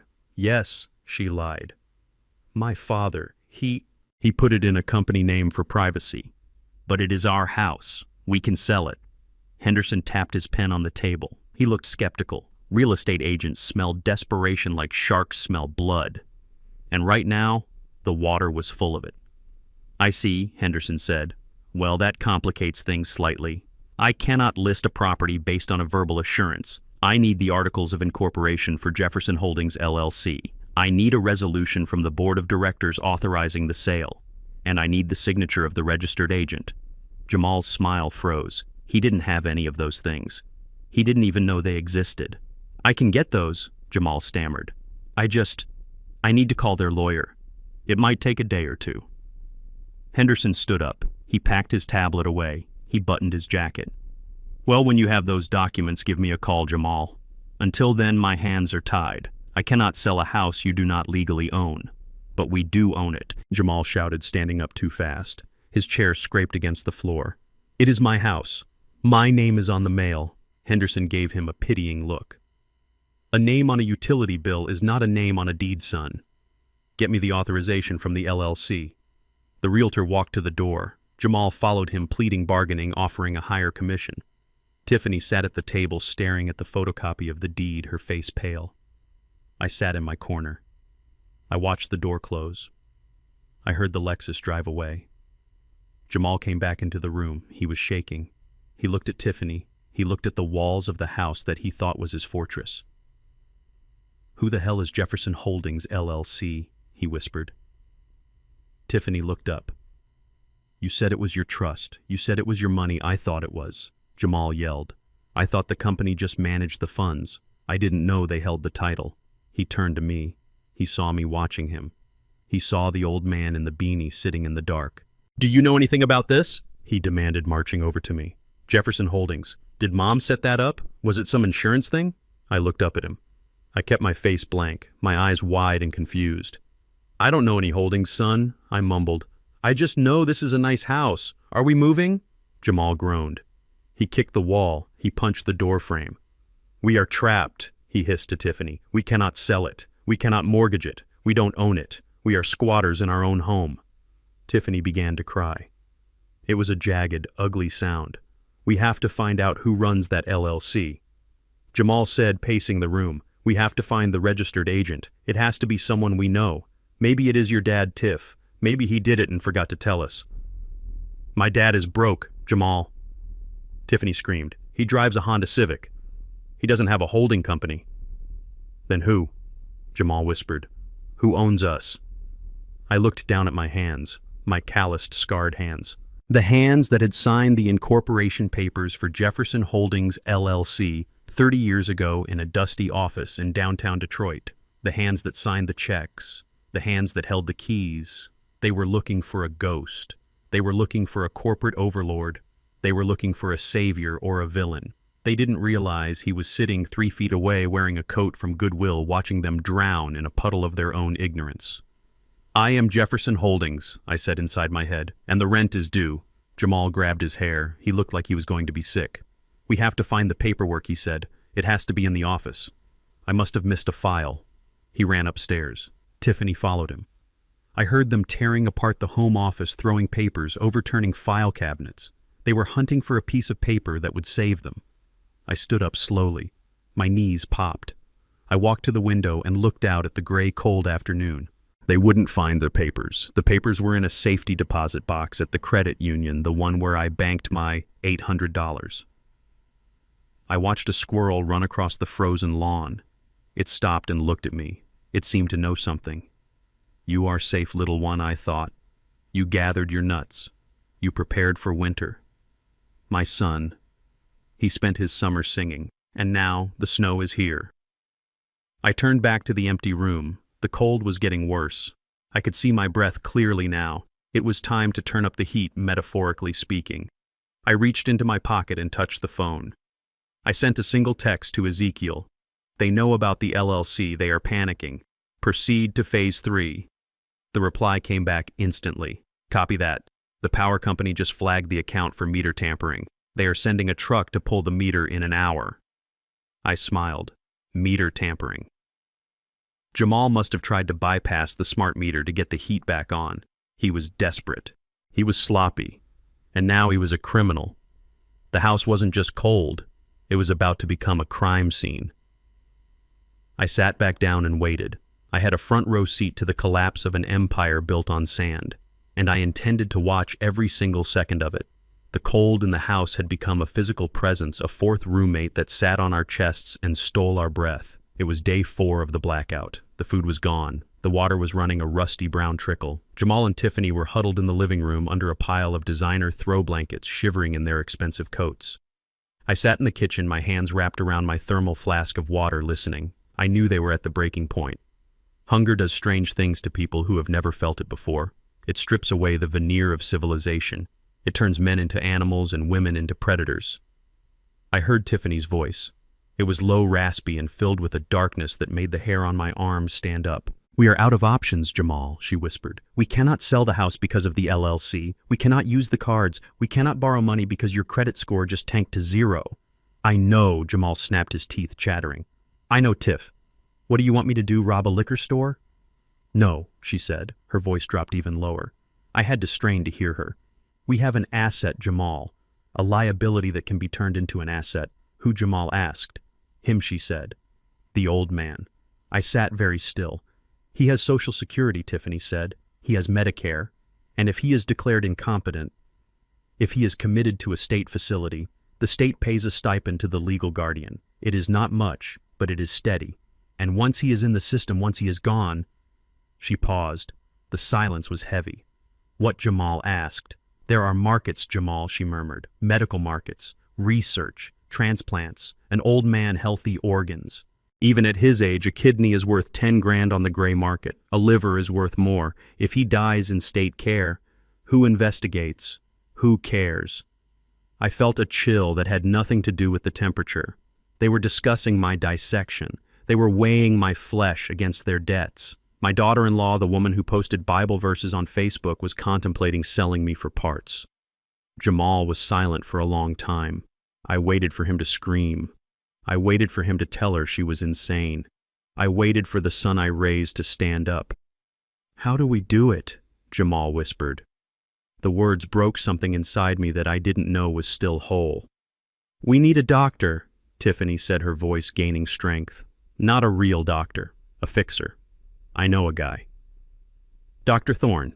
He lost his license in Ohio for overprescribing opioids, but he is licensed here as a geriatric psychologist. For $500, he will sign anything." "$500?" Jamal asked. "We don't have $5. I pawned my wedding ring this morning," Tiffany said coldly. "While you were crying in the bathroom. I got $600 for it. It is enough." "Call him," Jamal said. I sat in the kitchen staring at my hands. They were trembling not from fear, but from a rage so pure it felt like white heat. They were going to sell me. They were going to lock me away in a padded room and strip me for parts like a stolen car. I stood up slowly. I walked to the basement door. I did not confront them. I did not scream. I went down to my cold, dark room, and I prepared for the performance of my life. 2 hours later, a car pulled into the driveway. It was a rusted sedan that sounded like it was coughing up a lung. I heard the heavy footsteps of a large man coming up the walk. The front door opened. Dr. Thorne had arrived. I was sitting in the living room when they brought him in. I was wearing my oldest sweater, the one with the moth holes. I stared blankly at the wall, letting my mouth hang open slightly. Dr. Thorne was a sweating, heavyset man in a suit that was too tight and stained with coffee. He smelled of stale cigarettes and cheap cologne. He carried a briefcase that looked like it had been chewed by a dog. "This is him?" Thorne asked, looking at me with disdain. "Yes," Tiffany said. She was hovering behind him, wringing her hands. "As you can see, he is completely gone. He doesn't know what day it is. He gets violent. He forgets who we are. It is unsafe, doctor. We just want him to get the help he needs." Thorne nodded, pulling a clipboard out of his briefcase. He didn't even look at her. He looked at me like a butcher looking at a side of beef. "All right, old-timer," Thorne grunted, pulling up a chair. He sat too close. His breath was foul. "Let us have a little chat." I turned my head slowly. I blinked my eyes rapidly like a confused owl. "Who are you?" I rasped. "Are you the milkman?" Thorne smirked. He looked at Jamal. "Yeah, he is cooked. Level 3, dementia easy. Just ask the questions." Jamal said nervously. He was standing by the window, refusing to look at me. "Just make it official." Thorne clicked his pen. "Okay, Mr. Jefferson. Can you tell me what year it is?" I looked at the ceiling. I looked at the floor. I let a line of drool escape the corner of my mouth. "It is 1972, I whispered. "The Union is striking. We have to hold the line." Thorne scribbled on his pad. "Disoriented to time. Stuck in past trauma." "Okay," he said. "Who is the President of the United States?" I looked him dead in the eye. The fog in my gaze cleared for just a second. It was a calculated slip. "The President is a man who pays his taxes." "Dr. Thorne?" I said, my voice suddenly sharp and clear. "Unlike you. I believe the Ohio Medical Board revoked your license in 2018 for fraud and patient negligence. Did you ever pay that $50,000 fine, or are you still dodging the summons?" Thorne froze. His pen stopped moving. The smirk vanished from his face. He stared at me, his eyes widening. Tiffany gasped. Jamal turned around, his mouth open.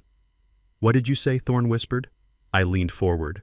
I dropped the act completely. I said, "Are you practicing medicine across state lines with a revoked license clearance? Because that is a felony. And if you sign that paper, you are adding conspiracy to commit fraud to your rap sheet."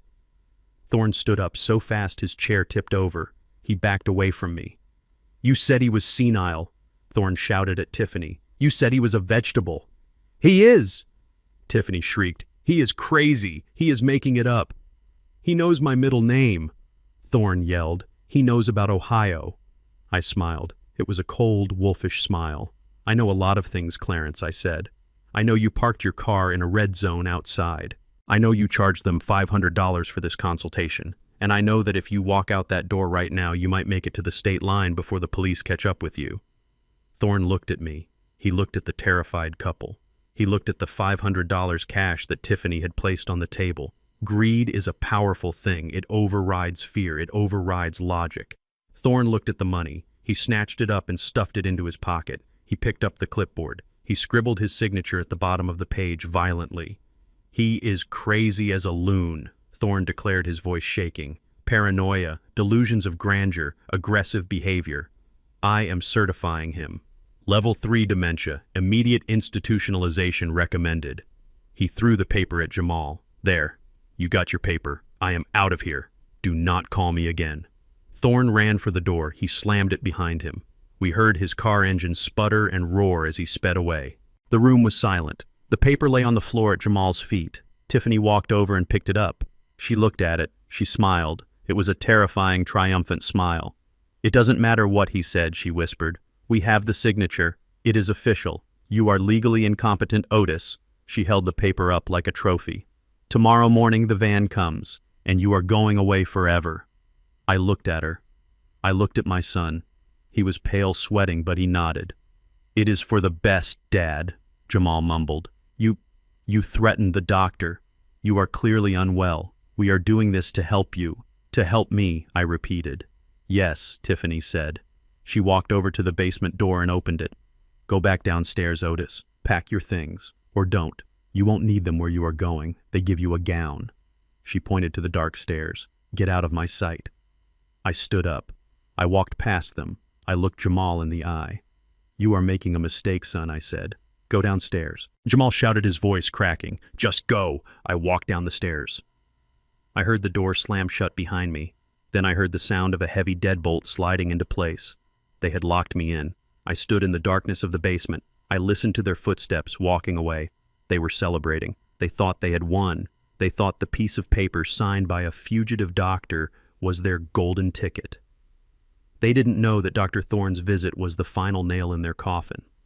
I had recorded the entire interaction on my phone in my pocket. I had his voice accepting the bribe. I had his voice admitting his fraud. And I had Tiffany and Jamal conspiring with him. I walked over to my cot and sat down. I pulled out my phone. I sent the audio file to Ezekiel. Evidence secured, I typed. Thorne signed the fraudulent committal papers. They locked me in the basement. The reply came back in seconds. Police and Adult Protective Services are briefed. We move at dawn. Are you ready? I looked around my cold, damp prison. I looked at the locked door. I am ready. I typed. I lay back on the cot. I wasn't afraid. I was relieved. The charade was over. Tomorrow the hammer would fall. But tonight I had work to do. They had locked the door, but they forgot about the hinges. And they forgot that this was my house. I knew secrets about this building that they had never bothered to learn. I waited until the house was silent. I waited until I heard their breathing slow into sleep. Then I got to work. I had a date with a computer upstairs, and I needed to get the final piece of evidence that would send my son to prison for a very long time. He wanted to sell my organs. I was about to gut his entire life. The sound of the deadbolt sliding home was heavy and final, like the closing of a coffin lid. I stood on the other side of the door, listening to my son's breathing on the landing. It was ragged, shallow.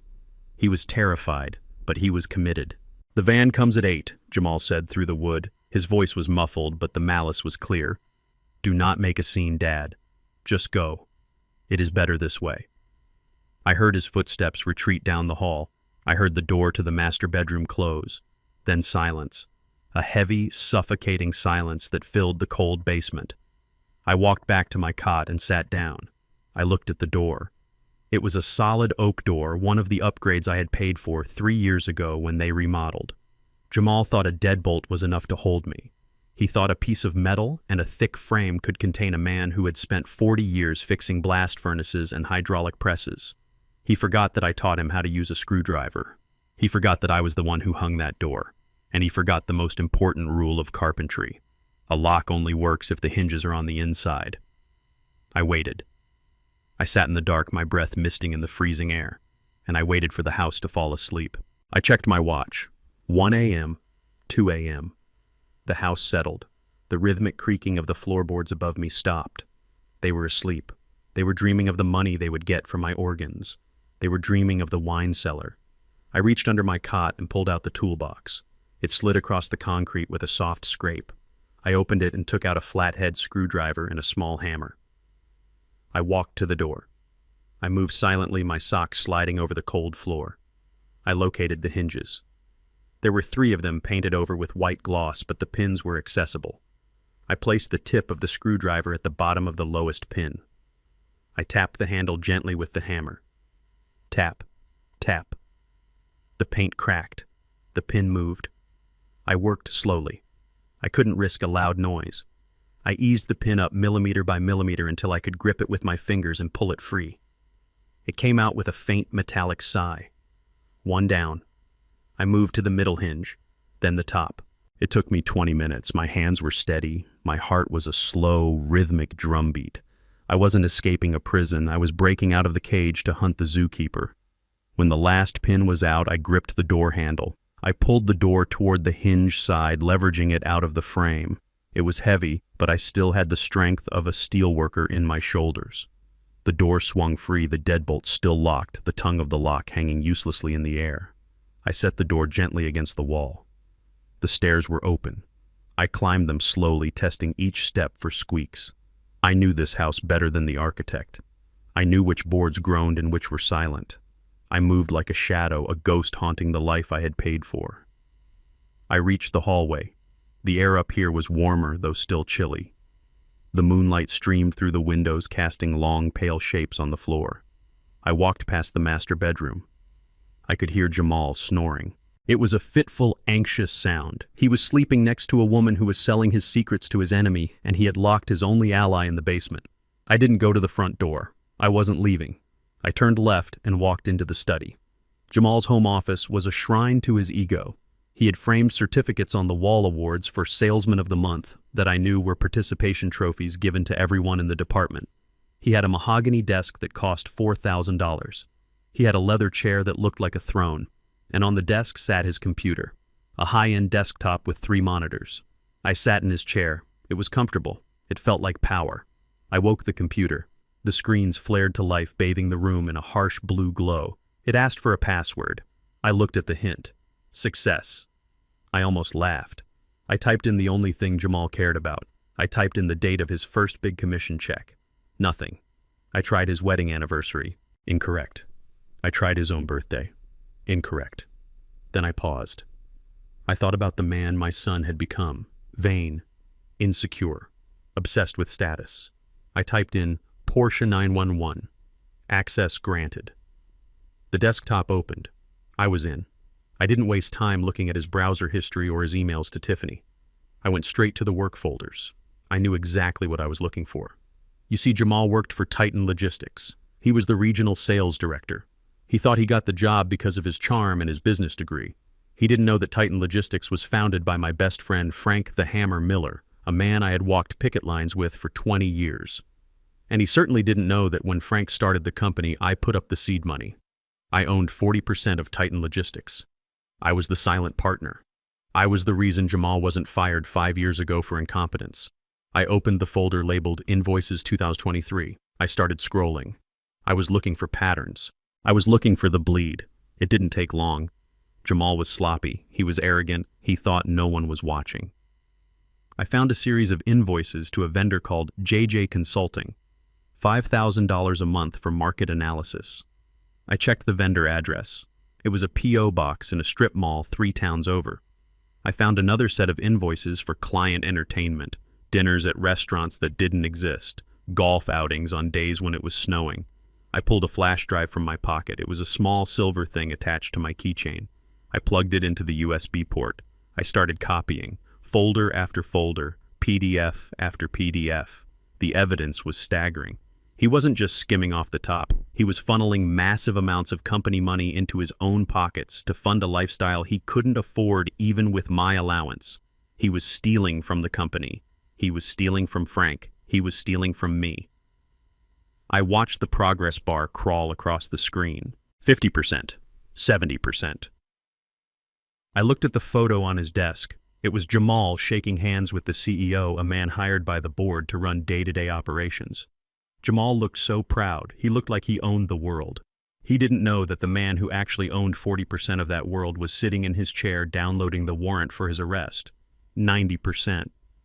I heard a noise in the hallway. A floorboard creaked. I froze. My hand hovered over the mouse. Jamal? Tiffany's voice called out, sleepy and irritated. Are you working? I held my breath. I stared at the door. If she came in, if she saw me, the game was over. It would become a physical confrontation, and I was an old man against 2 desperate people. Jamal, she called again. I didn't move. I didn't breathe. The progress bar hit 100%. Complete. I yanked the drive out. The screen was still glowing. I heard footsteps approaching the door. I slid out of the chair and crouched behind the massive mahogany desk. My knees popped loudly. The door handle turned. The door opened. Jamal? Tiffany stepped into the room. I could see her bare feet on the carpet. She walked toward the desk. She saw the computer screens awake, glowing blue in the dark room. Why is this on? She muttered. She reached out and wiggled the mouse. The screensaver deactivated, revealing the desktop. She stood there for a moment, confused. Then she shrugged. She turned off the monitors. Idiot, she whispered. Leaves everything on. She turned and walked out, closing the door behind her. I let out a breath that I felt I had been holding for an hour. My heart was hammering against my ribs like a trapped bird. I waited 10 minutes. I waited until I was sure she was back in bed. Then I stood up. I put the flash drive in my pocket. It felt heavy hot against my leg. It was the nail in the coffin. I crept back out into the hall. I went down the stairs moving with the silence of a man who has nothing left to lose. I went back into the basement. I lifted the heavy oak door and fitted it back into the frame. I tapped the hinge pins back into place with the handle of the screwdriver. I wiped away the paint chips. It looked untouched. It looked like a solid locked barrier. I sat down on my cot. I hid the flash drive inside the hollow leg of the metal bed frame. The van was coming at 8. Jamal thought he was sending a helpless old man to his doom. He didn't know that I had just spent the night signing his termination papers. I lay down and closed my eyes. I didn't sleep. I visualized the morning. I visualized the look on his face when he realized that the father he tried to bury was actually the judge, the jury, and the executioner. The sun would be up soon. And, with it, the reckoning. 8 o'clock in the morning arrived with the rumble of a diesel engine that sounded like a death rattle. I was sitting on my cot, fully dressed. I had spent the last hour of darkness preparing. I had retrieved the garment bag I had taped behind the water heater 3 years ago, a hiding place Jamal never knew existed, because he never checked the pilot light. I stripped off my moth-eaten sweater and my stained trousers. I put on the charcoal gray bespoke suit I had commissioned in London 20 years ago.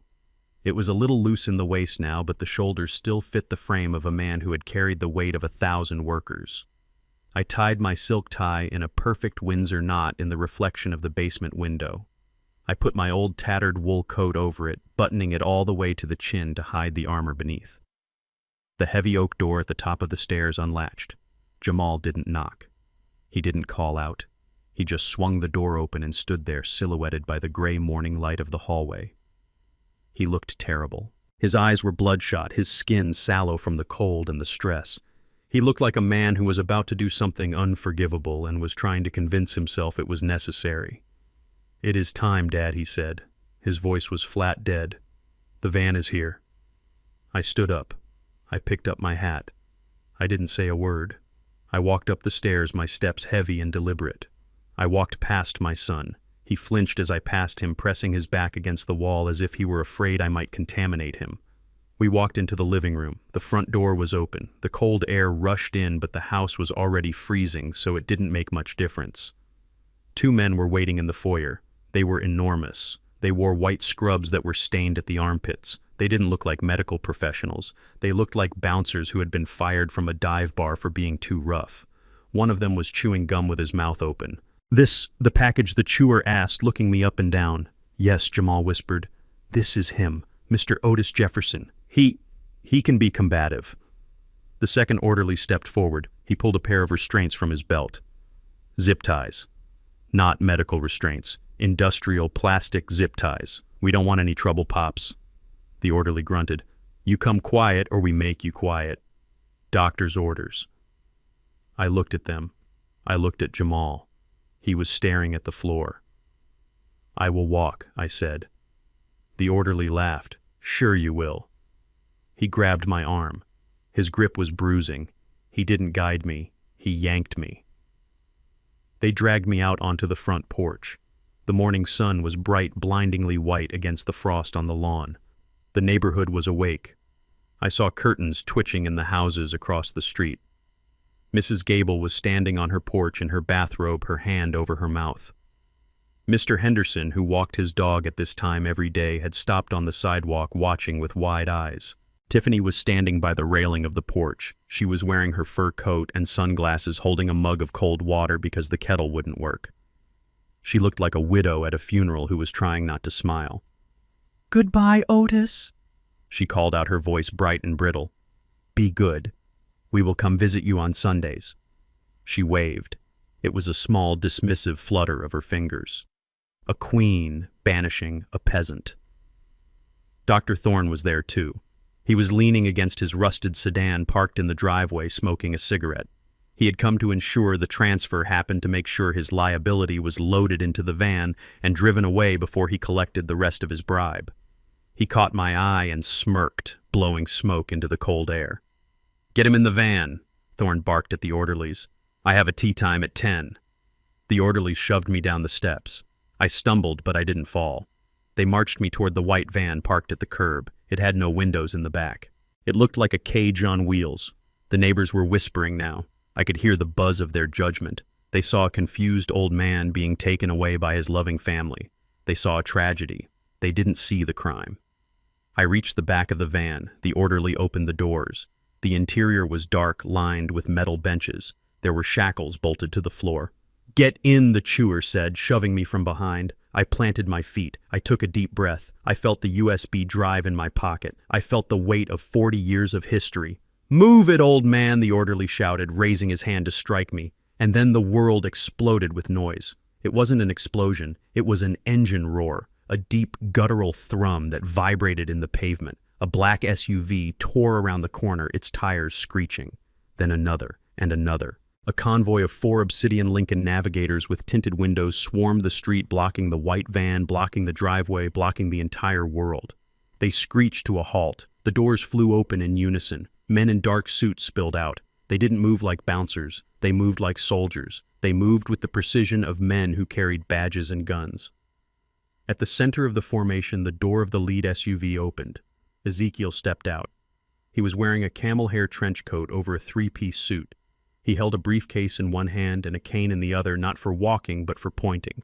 He looked like a Judgment Day prophet who had passed the bar exam. Next to him stepped out a man in a uniform, Sheriff Miller, the actual sheriff of the county, not a deputy. A man I had helped get elected 10 years ago, a man who hated elder abuse more than he hated tax fraud. Jamal ran down the porch steps. "Who are you?" Jamal screamed, his voice cracking with panic. "What is this?" "This is private property." Sheriff Miller ignored him. He walked straight toward Dr. Thorne. Thorne dropped his cigarette. He looked like he wanted to run, but 2 deputies were already flanking him. "Clarence Thorne." Sheriff Miller boomed. Thorne stammered. I am just consulting. I am leaving." "You are not going anywhere," the sheriff said. He pulled a pair of handcuffs from his belt. The metal glinted in the sun. "You are under arrest for medical fraud, forgery of state documents, and conspiracy to commit kidnapping." "Kidnapping." Tiffany shrieked from the porch. She dropped her mug. It shattered on the concrete. "We are not kidnapping anyone. We are taking care of him." Ezekiel walked toward the van. The orderlies saw him coming. They saw the deputies behind him. They saw the look in his eyes. They let go of my arms and stepped back, raising their hands in the air. Ezekiel stopped in front of me. He looked at the white van. He looked at the zip ties in the orderly's hand.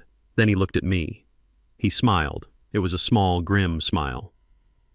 "Right on time, Mr. Jefferson." "Right on time, Zeke," I said. Ezekiel turned to the sheriff. "Sheriff, take custody of the doctor. We have the audio recording of the conspiracy sent to your office this morning. It matches the voice patterns perfectly." "I didn't do it," Thorne yelled as the deputies slammed him against the hood of his rusted car. "They made me. They paid me." He pointed a shaking finger at Jamal. "Him, the son. He gave me 50 grand to sign the papers. He said the old man was a nuisance." Jamal froze. He looked at Thorne. He looked at the sheriff. He looked at the neighbors who were now standing on their lawns, phones out, recording everything. "That is a lie," Jamal shouted. "He is lying." The sheriff turned to Jamal. "We will see about that, son. Right now, I suggest you shut your mouth." I stood there by the open doors of the van. The orderly who had shoved me was trembling. He was realizing that he had just put his hands on a man who could summon a sheriff with a phone call. I reached up to my chin. My hands were steady. I undid the top button of my old frayed wool coat.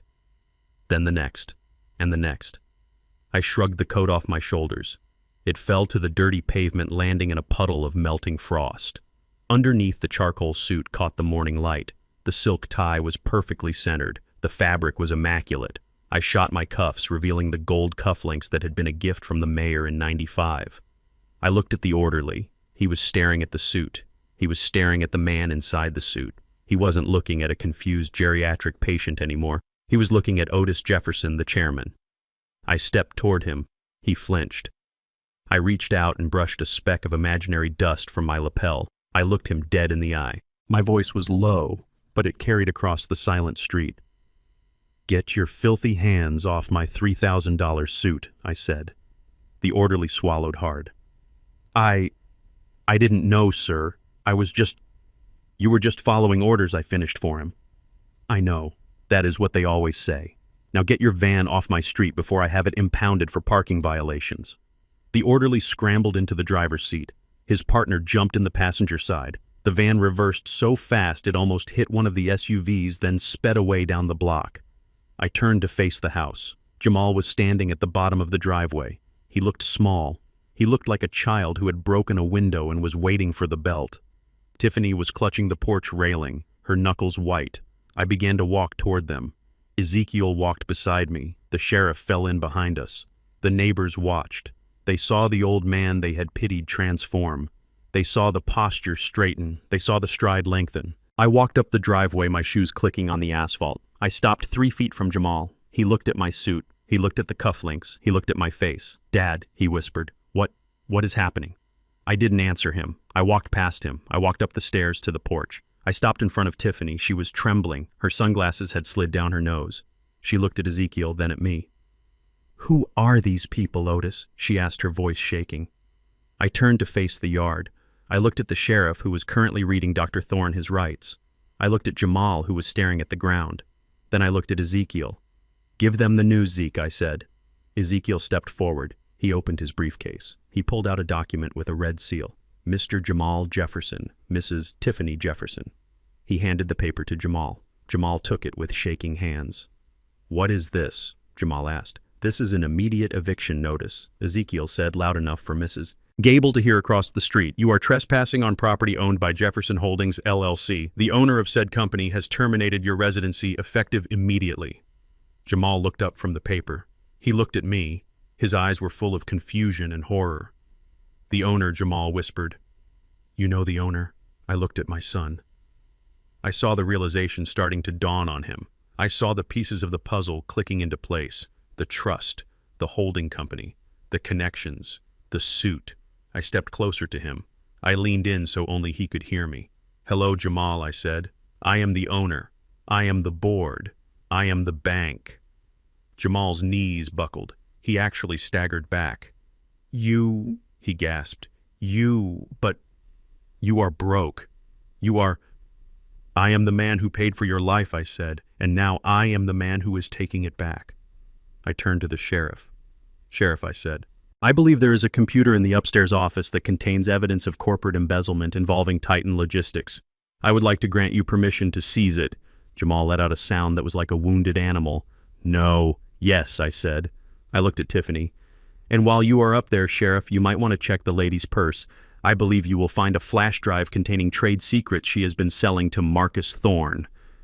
Tiffany screamed. It was a short, sharp sound of absolute terror. The game was over. The board was flipped, and the king had just stepped out of the shadows. "Dad, what is going on?" Jamal whispered, his voice barely audible over the wind rustling the dead leaves on the lawn. He looked at me, and for the first time in his life, he did not see the old man who fixed the toaster or the man who drove a beat-up sedan. He saw the charcoal suit. He saw the way the sheriff stood deferentially behind me. He saw the stranger who had been living in his basement. I did not answer him immediately. I let the question hang in the cold air. I let him look at the cufflinks on my wrists, the ones he had never noticed before because he never looked past the fraying cuffs of my old sweaters. "You asked who owns this house," I said, my voice calm and level. "You asked where the money comes from. You asked who holds the keys to the kingdom you have been living in." Jamal shook his head slowly, his eyes darting back and forth between Ezekiel and me. "It does not make sense," he stammered. "You are retired. You were a union rep. Dad, you made $40,000 a year. I saw your pay stubs. I saw them. You saw what I wanted you to see," I replied. "I showed you the salary of a working man because I wanted you to respect the work, not the wealth. But you never respected the work, did you, Jamal? You only respected the check." Just then, the rear door of the second black Lincoln Navigator opened. The sound of the heavy latch clicking was sharp and precise. A man stepped out. He was tall, silver-haired, and wearing a navy blue suit that cost more than the car Dr. Thorne drove. He carried himself with the easy grace of a man who controlled boardrooms with a whisper. Jamal turned, and his eyes widened. The color drained from his face, leaving him looking like gray ash. "Mr. Sterling," he gasped. It was David Sterling, the chief executive officer of Titan Logistics, the man Jamal called boss, the man Jamal tried to emulate in every way from his haircut to his shoe brand, the man Jamal thought was the pinnacle of success. Jamal took a step forward, his hands trembling. "Mr. Sterling, thank God you are here. This is a nightmare. There has been a mistake. My father, he is confused. He is causing a scene. You have to help me. These people..." They are trespassing. David Sterling did not look at Jamal. He did not even acknowledge his regional sales director existed. He walked up the driveway, his eyes fixed on the porch. He walked past the sheriff. He walked past Ezekiel. He stopped 3 feet in front of me. The neighborhood watched in silence. Mrs. Gable across the street had put down her coffee mug. The world seemed to stop. David Sterling, the CEO of a multi-million-dollar logistics empire, bowed his head. It was not a nod. It was a formal, respectful bow. "Good morning, Chairman Jefferson," David said, his voice clear and respectful. "I apologize for the delay. The audit took longer than expected." Jamal made a sound like he had been punched in the throat. He staggered back, hitting the fender of the sheriff's cruiser. "Chairman," he whispered. "Chairman Jefferson." I looked at David. I nodded. "Thank you, David. I trust the board is aware of the situation." "They are fully briefed, sir," David replied, straightening up. "We convened an emergency session at 4 a.m. per your instructions. The vote was unanimous." Jamal looked from David to me and back again. His brain was trying to process information that contradicted his entire reality. It was like watching a computer crash.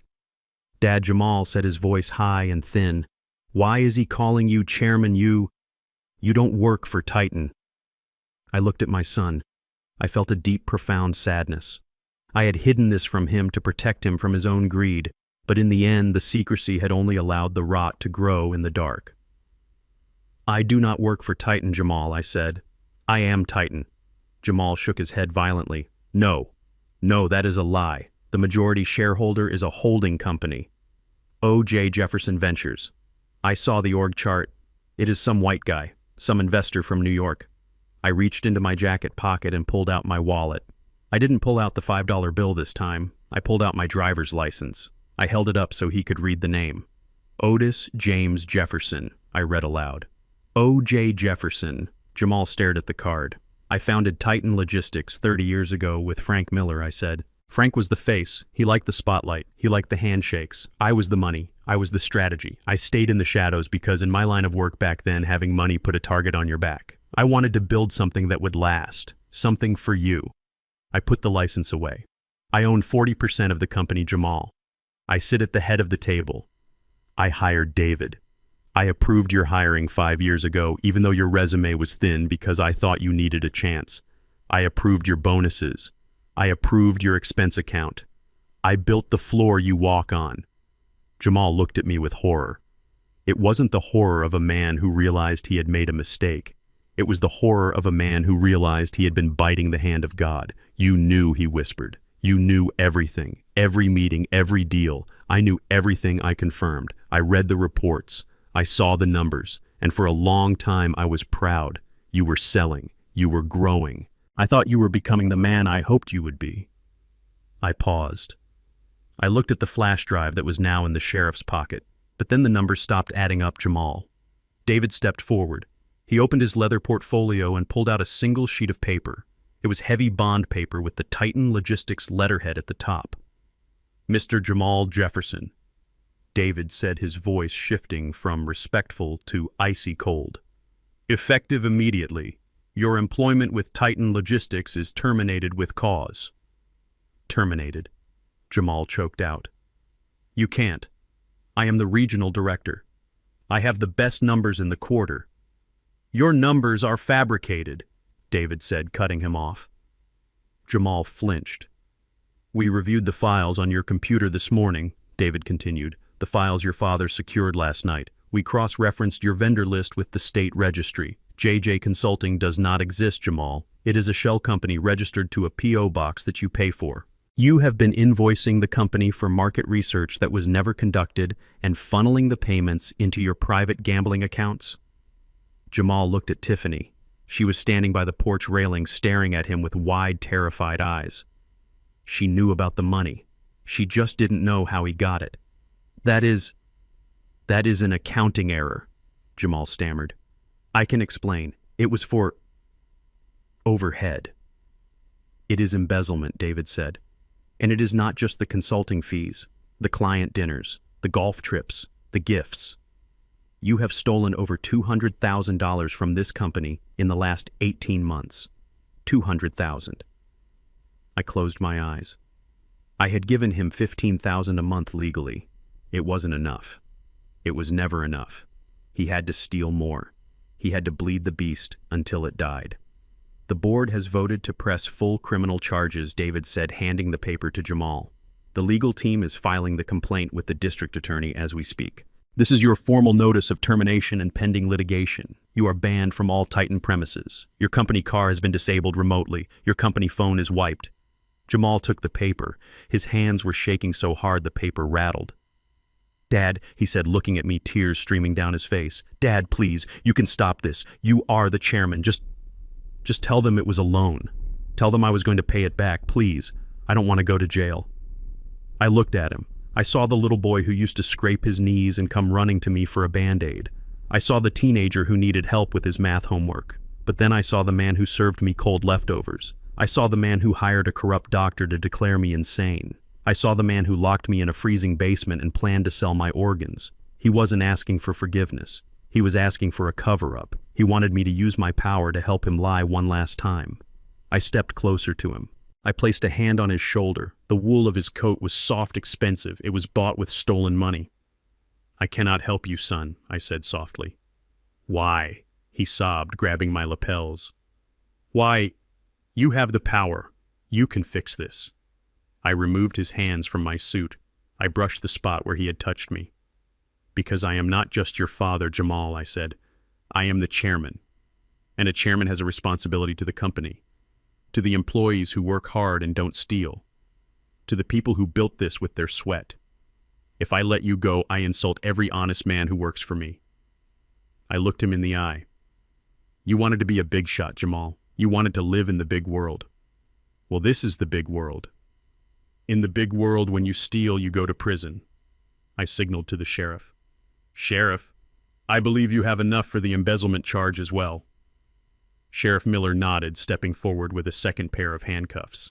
Jamal Jefferson, you are under arrest for corporate embezzlement, wire fraud, and grand larceny. Turn around and place your hands behind your back. Jamal screamed. It was a high, thin sound of pure despair. No, you can't. I am Jamal Jefferson.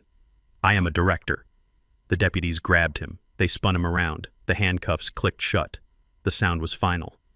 Tiffany watched from the porch. She didn't move. She didn't try to help him. She didn't scream. She just watched her meal ticket getting cuffed and stuffed into the back of a squad car. David Sterling turned to me. Is there anything else, Chairman? I looked at the house. My house. The house I had bought with honest money and filled with dishonest people. Yes, David, I said. Have the locks changed. Today. And call the cleaning crew. I want this place scrubbed. It smells like rot. David nodded. It will be done. I turned my back on my son, who was weeping in the back of the police car. I didn't feel triumph. I didn't feel joy. I felt a heavy, hollow ache in my chest. But I also felt lighter. The weight of the lie was gone. I looked up at Tiffany. She was still standing there frozen. I walked up the steps. I stopped in front of her. Your turn, I said. She flinched. She looked at the driveway where Jamal was being read his rights. Then she looked at me. Her eyes were hard calculating. She was already thinking of her next move. She was thinking she could talk her way out of this. She was thinking she was the victim. Otis, she whispered, her voice trembling. I didn't know. He lied to me too. He told me the money was his. I am just a victim here. I reached into my pocket. I pulled out the envelope the investigator had given me, the one with the photos. I slapped the envelope against her chest. She grabbed it reflexively. Open it, I said. She opened the flap. She pulled out the photos. She saw herself at the Motel 6.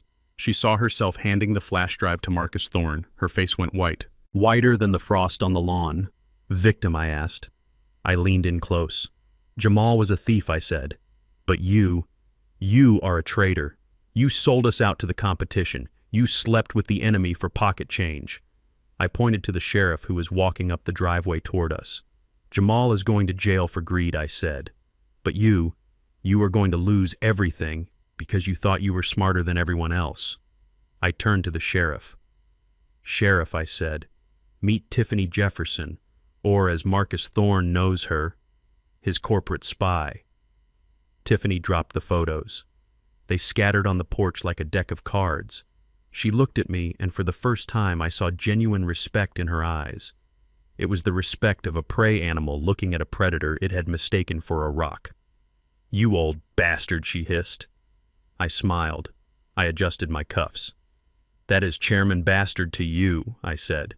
And then I watched the sheriff take out the second pair of handcuffs. "You old lunatic," Tiffany screamed, her voice cracking like a whip across the frozen front yard.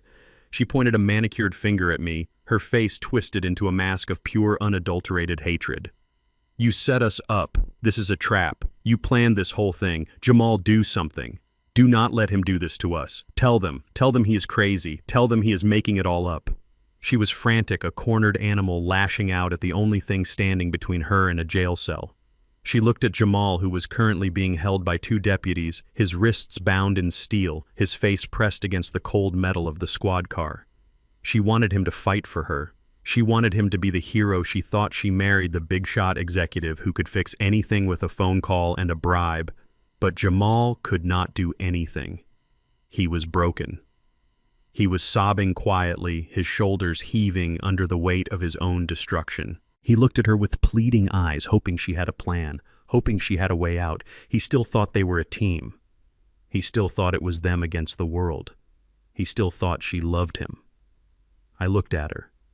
I looked at the fur coat she wore over her pajamas, the coat she had bought with a credit card I paid for. I looked at the diamond earrings she had retrieved from the spa somehow, or maybe she had hidden a second pair. She was a masterpiece of deception, a beautiful shell filled with rot. "You are right, Tiffany," I said, my voice calm, cutting through her hysteria. "I did plan this. I planned every second of it, but I did not set you up. You set yourselves up. I just turned on the lights." "You are sick," she shrieked. "You are a sick old man. We took you in, we gave you a home, and this is how you repay us, by destroying your own son." I reached into the inside pocket of my jacket. I felt the thick envelope there warm against my chest. It was the ammunition I had been saving for this exact moment, the silver bullet. "I took you in," I corrected her, taking a step closer.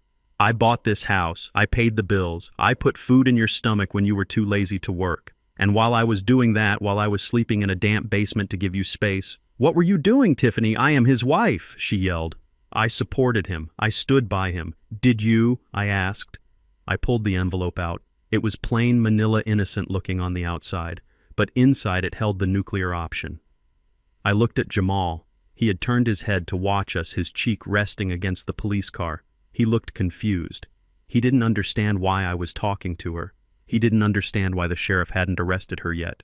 "Jamal," I said, "you stole from my company. You stole from me. You are a thief and a fool, but you loved her. I will give you that. You did everything for her. You embezzled $200,000 to buy her things, to keep her happy, to keep her looking at you like you were a king." Jamal nodded weakly, tears streaming down his face. "I did it for us," he whispered. "I know, son," I said, "but she didn't do it for you." I raised the envelope high in the air so the neighbors could see it, so the sheriff could see it, so the whole world could see the receipts. I threw the photos on the ground. They fluttered down like dead leaves in autumn, landing on the frost-covered driveway right in front of Jamal's face. The wind caught a few of them, flipping them over, revealing the glossy images printed in high definition. There were a dozen of them, photos taken in the dark, photos taken through the window of a Motel 6, photos taken in the back booth of a dive bar. Jamal looked down. He blinked, trying to focus through his tears. He saw Tiffany. That was clear. She was wearing the red dress he had bought her for their anniversary. She was laughing, her head thrown back. And then he saw the man she was laughing with. He saw the hand on her waist. He saw the kiss on the neck. He saw the face of the man who was whispering in his wife's ear. It wasn't a stranger. It wasn't a random lover. It was Marcus Thorne. Jamal let out a sound that I will never forget. It wasn't a scream. It was a strangled, gagging noise, as if he had just swallowed poison. He thrashed against the deputies, trying to get a better look, trying to deny what his eyes were seeing. No, he wheezed. No, not him. Anyone but him. Marcus Thorne, the owner of Thorne Logistics, the man who had been undercutting Jamal's prices for 2 years, the man who seemed to know every bid Jamal made before he made it, the man who had stolen Jamal's biggest client just last month, a loss that had driven Jamal to steal even more from Titan to cover the deficit. Tiffany froze. She stopped screaming. She stopped moving. She stared at the photos on the ground, her mouth opening and closing like a fish out of water. The color drained from her face, leaving her looking like a wax statue. She knew. She knew there was no lie she could tell that would cover this. The camera does not lie. I looked at my son. I saw the light go out of his eyes. The betrayal of a father is one thing. A father represents authority, rules the past. But the betrayal of a wife, the betrayal of the person you sleep next to, the person you commit crimes for, that is a knife in the back that never stops twisting. Jamal. I said, my voice hard and unforgiving. Your wife is not just spending my money. She is not just living off the fat of the land. She has been selling you out, son. She has been selling Titan Logistics proprietary data client lists and bid strategies to Marcus Thorne for cash. I pointed at the photos. She meets him every Tuesday and Thursday, I continued. While you are at the office trying to cover up your embezzlement, she is at the Motel 6 handing over flash drives. She is getting paid $5,000 a drop. That is how she paid for the spa, Jamal. That is how she paid for the shoes. She didn't use your stolen money. She used her treason money. You are sleeping with the enemy, son, I said, and you bought the bed. Jamal stared at Tiffany. His eyes were wide, bloodshot, wild. He looked like he was having a stroke. The veins in his neck bulged. He pulled against the handcuffs, straining the metal until his wrists bled. Tiffany, he roared. It was a primal sound. Is it true? Tell me it isn't true. Tell me he is lying. Tiffany didn't answer. She couldn't look at him. She looked at the ground. She looked at the sheriff. She looked anywhere but at the husband she had sold for pocket change. Tell him, Tiffany, I said. Tell him about the flash drive in your purse, the one the sheriff is about to find. Tell him about the texts where you called him a loser and said you were just waiting for him to go to jail so you could leave with Marcus. Tiffany looked at me with pure venom. You hacked my phone, she hissed. That is illegal. I own the phone plan, Tiffany, I said. I pay the bill. I have full administrative access to every device on the Jefferson family plan. It is not hacking. It is parental controls. Jamal stopped struggling. He slumped against the car. He looked broken. He looked destroyed. The realization washed over him. He had destroyed his career, his reputation, and his relationship with his father for a woman who was laughing at him with his worst enemy. You sold me out, he whispered, to Thorne. You knew how much I hated him. You knew he was trying to ruin me. He has money, Jamal, Tiffany shouted suddenly, her voice shrill and defensive. He has real money, not this fake allowance your daddy gives you. Marcus is a winner. You are just a middle manager with a gambling problem. I needed security. I needed a backup plan, a backup plan. She called her husband's destruction a backup plan. Jamal looked at her. He looked at the woman he had married, the woman he had defended against me for 5 years. He saw her clearly for the first time. He saw the greed. He saw the emptiness. I stole for you, he said, his voice cracking. I stole from my own father for you. And you got caught, Tiffany spat, which proves you are a loser. Marcus didn't get caught. Marcus is smart. I stepped in. I had heard enough. Marcus is going to jail too, I said. Tiffany laughed. You cannot touch Marcus. He is a businessman. He didn't do anything wrong. Receiving stolen corporate property is a felony, Tiffany, I said. Industrial espionage is a felony. And since the information you sold him belonged to Titan Logistics and I am the chairman of Titan Logistics, I have already filed the charges. The FBI is raiding his office right now. Her laugh died in her throat.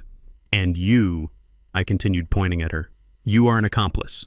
You are the thief. You facilitated the transfer of proprietary data.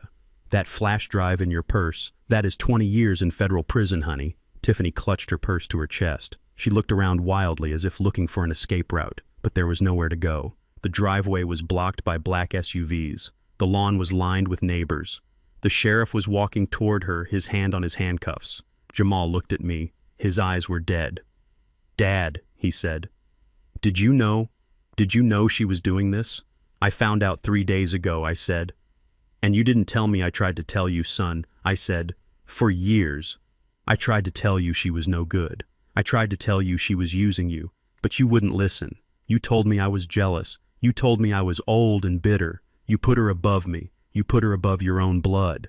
I looked down at the photos on the wet pavement. Sometimes, I said sadly, you have to let a man see the fire before he believes he is burning. The sheriff stepped up onto the porch. He didn't look gentle. He didn't look polite. He looked like a man who was tired of cleaning up the messes of greedy people. Tiffany Jefferson, he said, hand over the bag. No, she whimpered, backing away. "No, it is mine." "Hand it over." The sheriff barked. She threw the bag at him. He caught it. He opened it. He reached inside and pulled out a silver flash drive. It was small, innocent looking, but it contained the code the client lists the pricing algorithms of a multi-million-dollar company. "Bingo," the sheriff said. He handed the bag to a deputy and pulled out his cuffs. "Turn around, Mrs. Jefferson." "No," she screamed. "Jamal, help me." "He is lying." Otis planted it. Jamal didn't move. He didn't even look at her. He was staring at the photo of Marcus Thorne's hand on his wife's waist. He was staring at the evidence of his own stupidity. "Take her," Jamal whispered. "Just take her away." The deputy grabbed Tiffany's arm. She fought, she scratched, she kicked. She lost all semblance of the high society lady she pretended to be. She was a street fighter now, fighting for her survival. But she was no match for the law. They cuffed her. They dragged her down the steps, kicking and screaming profanities that would make a sailor blush. She cursed me. She cursed Jamal. She cursed Marcus Thorne for getting caught. They shoved her into the back of the second squad car. She slammed against the window, screaming silently behind the glass. I stood on the porch alone. The wind was picking up, biting through my suit, but I didn't feel the cold. I felt a strange, hollow silence. Jamal was in one car. Tiffany was in the other. My family was packed up and ready for transport to the county jail. I looked at Jamal one last time. He was looking at me through the window of the cruiser. He pressed his forehead against the glass. He mouthed one word: "Sorry." I looked at him. I wanted to cry, I wanted to scream, but I just nodded slowly. Sorry doesn't pay the rent, son, I thought. And it certainly doesn't buy back 5 years of betrayal. I turned to Ezekiel. "Is it done?" I asked. "It is done," Otis Ezekiel said, closing his briefcase. "The assets are secured. The criminals are in custody. The house is yours." I looked at the front door. The door I had broken the lock off of the night before. "It doesn't feel like a victory, Zeke," I said. "It never does," Ezekiel said, putting a hand on my shoulder. "Justice isn't sweet, Otis. It is just necessary." I nodded. "Take them away, Sheriff," I said. The sirens wailed. The lights flashed. The caravan of police cars and black SUVs pulled out of the driveway, leaving me standing alone on the porch of a big, empty house that felt more like a mausoleum than a home. The neighbors watched. They whispered. They judged. But I didn't care. I was Otis Jefferson. I was the chairman. And I had just cleaned house. The handcuffs were cold steel around my son's wrists, but the real chains were the ones he had forged himself out of arrogance and greed. The sheriff had allowed him one final moment before placing him into the back of the cruiser. Jamal stood on the driveway of the house he had bragged about for 5 years. He looked at the manicured lawn. He looked at the towering oak tree I had paid an arborist $3,000 to save last summer. He looked at the imposing brick facade that he told his friends was the fruit of his labor.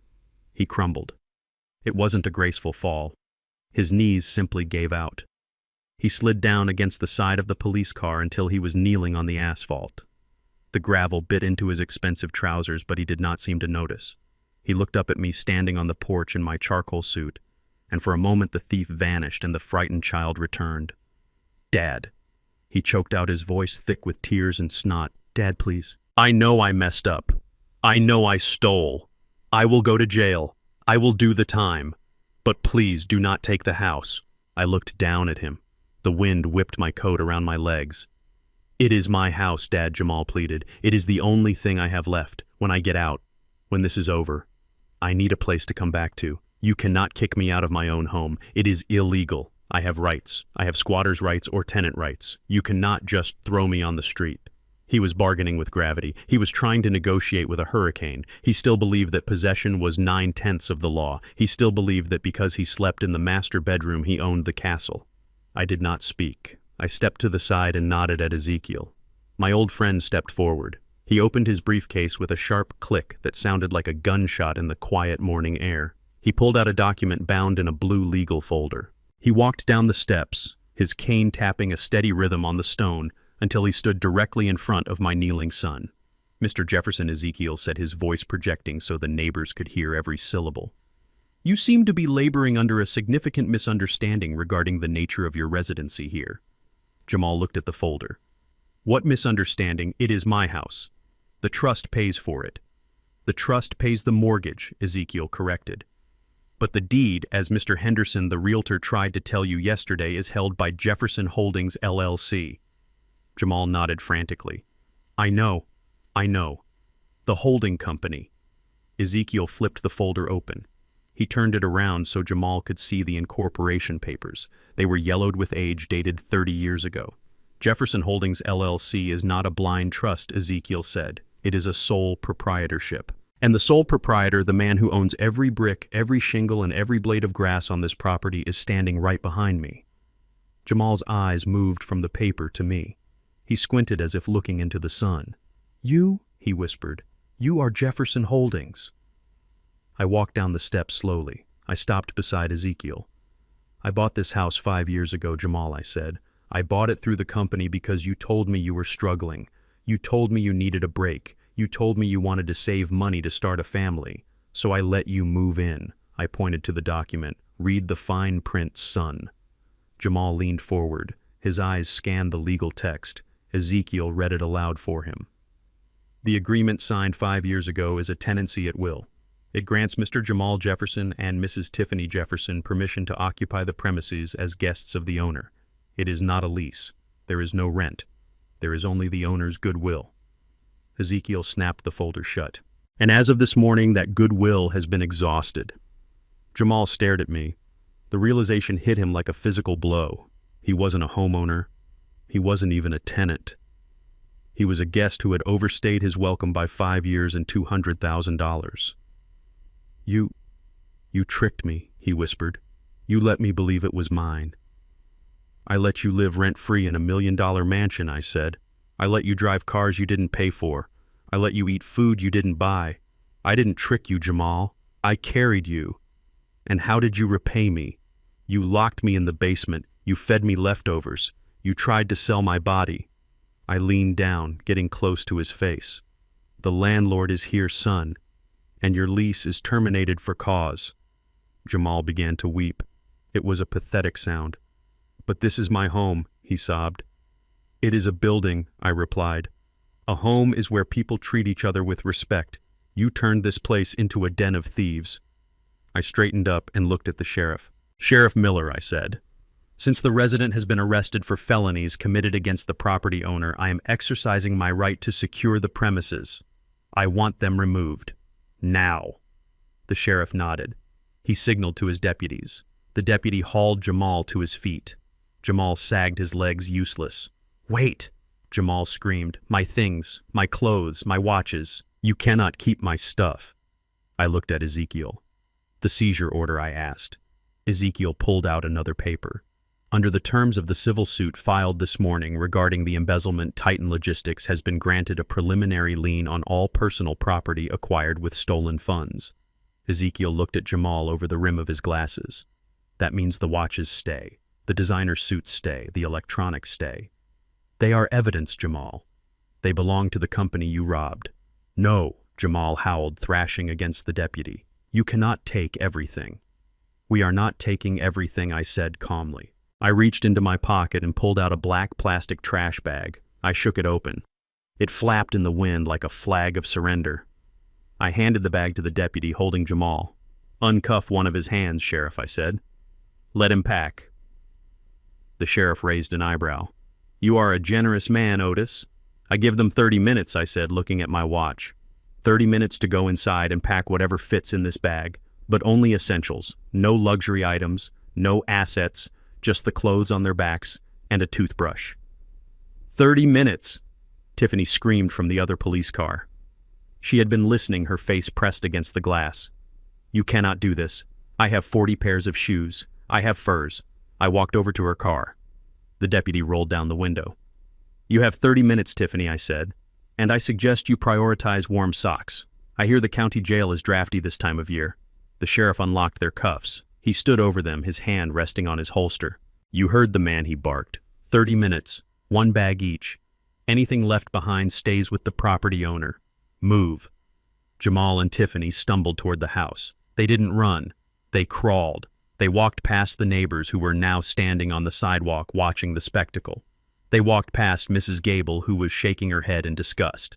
They walked past the mailman who had stopped his truck to watch. They entered the house that they thought was their kingdom. I followed them inside.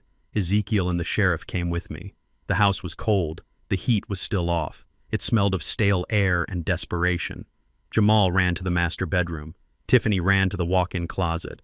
I stood in the hallway watching. I saw Jamal grab a handful of Italian silk ties. "Put them back," Ezekiel said from the doorway. "Those were purchased with the corporate card in November." "Evidence." Jamal dropped the ties. He grabbed his golf clubs. "Evidence," Ezekiel said. Jamal screamed in frustration. He grabbed a pair of jeans and a t-shirt. "Fine," Ezekiel said. "Those are from Target 3 years ago. You can keep those." It was a humiliating strip search of their lives. Every item they touched was tainted. Every luxury they reached for was slapped out of their hands by the cold, hard facts of their crimes. Tiffany was in the closet crying over her shoe collection. She tried to stuff a pair of Louboutins into the trash bag. Sheriff Miller stepped in. "Those shoes cost $800, ma'am. That is an asset. Put them back." "But I need shoes," she wailed. The sheriff pointed to a pair of old sneakers in the corner. "Wear those." They scrambled. They fought. They tried to hide jewelry in their pockets, but the deputies patted them down. They tried to argue that the TV was a gift, but I produced the receipt showing I had paid for it. In the end, they stood in the foyer holding 2 half-empty trash bags. They were wearing sweatpants and old coats. They looked exactly like what they were. 2 people who had nothing. "Time is up," the sheriff said, checking his watch. Jamal looked around the foyer. He looked at the chandelier. He looked at the grand staircase. He looked at the life he had stolen. "Dad," he whispered, "please. Where are we supposed to go after they book us? If we make bail, where do we go?" I opened the front door. The cold wind rushed in. "I don't know, son," I said, "but you cannot stay here." I pointed to the street. "This house is for family, and I don't see any family here, just intruders. Get out." The deputies escorted them out. They walked down the driveway, their trash bags slung over their shoulders. It was a reverse image of the day they moved in. Back then, they had walked in like conquerors. Now they were leaving like refugees. I walked out onto the porch to watch them go. They reached the police cars. The deputies took the trash bags and tossed them into the trunk. Then they cuffed Jamal and Tiffany again. Jamal looked back at me one last time. His face was a mask of total defeat. He realized finally that there was no safety net. There was no backup plan. The bank of Dad was closed forever. The sheriff tipped his hat to me. "We will take it from here, Mr. Jefferson." "Thank you, Sheriff," I said. The cars started up. The lights flashed. They drove away, taking my son and his wife to a concrete cell. I stood on the porch of my empty, silent house. Ezekiel stood beside me. "You okay, Otis?" he asked. I took a deep breath. The air tasted cold and clean. "I am fine, Zeke," I said. I looked at the trash bags in the back of the retreating police cars. They wanted to put me in a home with everything I owned in a garbage bag. I buttoned my jacket. I just returned the favor. The sheriff looked at his watch and shouted "Mark," and the sound of that single word triggered a frenzy that was both pathetic and terrifying to witness. 30 minutes is a lifetime when you are waiting for a bus in the rain, but it is a blink of an eye when you are trying to salvage the wreckage of a fake life. Jamal and Tiffany did not walk into the house they ran. They scrambled up the front steps, slipping on the frost, their movements jerky and uncoordinated like marionettes whose strings had been cut. I followed them inside. The house was freezing. The silence was gone, replaced by the frantic sounds of zippers tearing closets banging open and hangers clattering to the floor. Ezekiel walked beside me, his ledger open, his pen ready. He was the accountant of their doom. The sheriff and 2 deputies trailed us, their hands resting on their belts. Silent sentinels, ensuring that this eviction remained civil, even if it was brutal. We went to the master bedroom first. Tiffany was already inside the walk-in closet. She was hysterical. She was pulling designer dresses off the racks by the armful, silk and cashmere piling up on the floor around her ankles. She looked like a looting victim in her own home. She grabbed a bright orange Hermes Birkin bag from the top shelf. I knew that bag. I knew the bill for that bag. It cost $12,000. She clutched it to her chest like a mother holding a child. "Not that one," Ezekiel said from the doorway. His voice was calm, flat, and absolute. Tiffany spun around, her eyes wild. "This is mine," she shrieked. "It was a birthday gift. You cannot take my gifts." Ezekiel consulted his ledger, running his finger down a column of figures. Item number 42, he read aloud. Hermes Birkin purchased June 12th using the supplemental American Express black card issued to the Jefferson Family Trust. The primary card holder is Otis Jefferson. Technically, Mrs. Jefferson, that bag is the property of your father-in-law. You were merely the authorized user, authorization revoked. And she stared at him. She stared at the bag. But I used it, she stammered. It has my lipstick in it. Empty it, Ezekiel said, and put it back on the shelf. It is an asset. She screamed. It was a sound of pure frustration. She threw the bag onto the floor. She reached for a Louis Vuitton suitcase stored in the corner. Leave the luggage, the sheriff barked. Those bags cost $3,000 apiece. You are not dragging them on the concrete. Tiffany looked around frantically. She grabbed a pair of Chanel sunglasses. Company expense account, Ezekiel said without looking up. Evidence of embezzlement. Put them back. She grabbed a diamond tennis bracelet.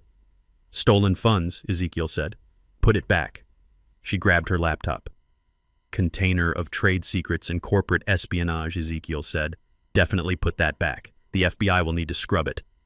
Tiffany collapsed onto the pile of clothes. She was sobbing uncontrollably now, deep guttural heaves that shook her thin frame. Her makeup was running down her face in black rivulets, turning her into a grotesque mask of despair. She looked at the mountain of luxury surrounding her and realized with dawning horror that she owned absolutely none of it. She was a squatter in a museum of stolen goods. I stepped forward. I kicked the black plastic trash bag toward her. It landed next to her knee. Pack, Tiffany, I said. You have 20 minutes left, and I suggest you pack warm. The holding cell is colder than this house. She looked at the trash bag. She looked at me with eyes that held no more fight, only defeat. She began to stuff things into the bag. Not the silk, not the cashmere. She grabbed sweatpants. She grabbed old hoodies. She grabbed the socks she wore to the gym. The things that had no resale value. The things that nobody else wanted. The things that were actually hers. I turned and walked across the hall to the study. Jamal was there. He wasn't frantic like Tiffany. He was moving with a slow, dazed, mechanical rhythm. He was standing in front of the wall safe. The door was open. He was reaching inside. He pulled out a watch box. He opened it, revealing a Rolex Daytona with a platinum face. It was a heavy, beautiful piece of machinery. He stared at it. He ran his thumb over the glass. "Put it back, son," I said from the doorway. Jamal didn't turn around. He just kept staring at the watch. "I earned this," he whispered. "I closed the deal with the shipping conglomerate in Tokyo. This was my reward." "You closed that deal by bribing the procurement officer with company funds," I said. "I read the emails last night, Jamal. And you bought that watch with a wire transfer from the operational budget. That is not a reward. That is evidence. That watch is going to be Exhibit A at your trial." Jamal's hand shook. He looked like he was going to throw the watch through the window. For a second, I saw the violence in him, the same violence that had made him lock me in a basement. "Do not do it," the sheriff said, stepping into the room. "Destruction of evidence is another 5 years, Jamal. Do not add to your tab." Jamal lowered his hand. He placed the watch back in the box. He placed the box back in the safe. He looked at his empty wrist. The pale band of skin where the watch used to be looked vulnerable, exposed. He turned to his desk. He reached for his iPad. Ezekiel cleared his throat. "Titan Logistics property." Jamal reached for his Mont Blanc pen. "Purchased with the corporate card," Ezekiel said. Jamal reached for a crystal decanter of scotch. "Also corporate card," Ezekiel said. "And technically alcohol is not allowed in the county lockup." Jamal stood in the center of the room, his hands hanging uselessly at his sides. He looked around. He realized there was nothing in this room that belonged to him. The desk, the chair, the computer, the art on the walls. It was all bought with money. He didn't have money he stole or money I gave him. He was a paper tiger and I had just lit the match. He looked at me. His eyes were red-rimmed hollow. He looked like a man who had woken up from a dream to find himself falling off a cliff. "What can I take, Dad?" he asked, his voice cracking. "What is mine?" I pointed to the corner of the room. There was a cardboard box filled with old trophies from high school football, a few framed photos of him and me from a fishing trip 10 years ago, an old baseball glove. Those, I said. The things you had before you decided you were too good for this family. The things that money didn't buy. Jamal walked over to the corner. He picked up the baseball glove. He put it in the black trash bag. He picked up a picture frame. He looked at it. It was a photo of us on a boat smiling, holding up a bass. He looked happy in the photo. He looked like my son. He put the photo face down in the trash bag. 10 minutes, people, the sheriff shouted from the hallway. Wrap it up. The final descent was a blur of misery. Jamal and Tiffany met in the hallway. They were both holding bulging black trash bags. They were wearing sneakers and sweatpants. Tiffany's hair was a rat's nest. Her face was swollen from crying. The black mascara stained her cheeks like war paint gone wrong. Jamal looked catatonic. He moved like a zombie, stumbling over his own feet. They walked down the grand staircase. The staircase they had posed on for their Christmas cards. The staircase they had walked down like royalty every morning. Now they were dragging garbage bags behind them, the plastic scraping against the marble steps. The sound was distinct. Swish, thump, swish, thump. It sounded like the day they moved my things into the basement. I remembered that sound. I remembered Tiffany laughing as she threw my clothes into a bag just like this one. Throw it in the hole, she had said. Now they were the ones in the hole. They reached the foyer. The front door was open, framing the gray winter sky. The sheriff was waiting. Ezekiel was waiting. Wait, Tiffany said, stopping abruptly. My medication. I need my anxiety pills. They are in the bathroom cabinet. Ezekiel checked his list. Prescription medication is permitted provided it is in the original bottle with the label attached. Tiffany dropped her bag and ran back upstairs. She came back 2 minutes later, clutching a bottle of Xanax. She looked like she wanted to swallow the whole thing right there. Let us go, the sheriff said, taking Jamal by the arm. They walked out the door. The cold air hit them and they shrank into their coats. They walked past the manicured hedges. They walked past the fountain that was now dry because the water was shut off. I followed them out. I stood on the top step of the porch, my hands in my pockets.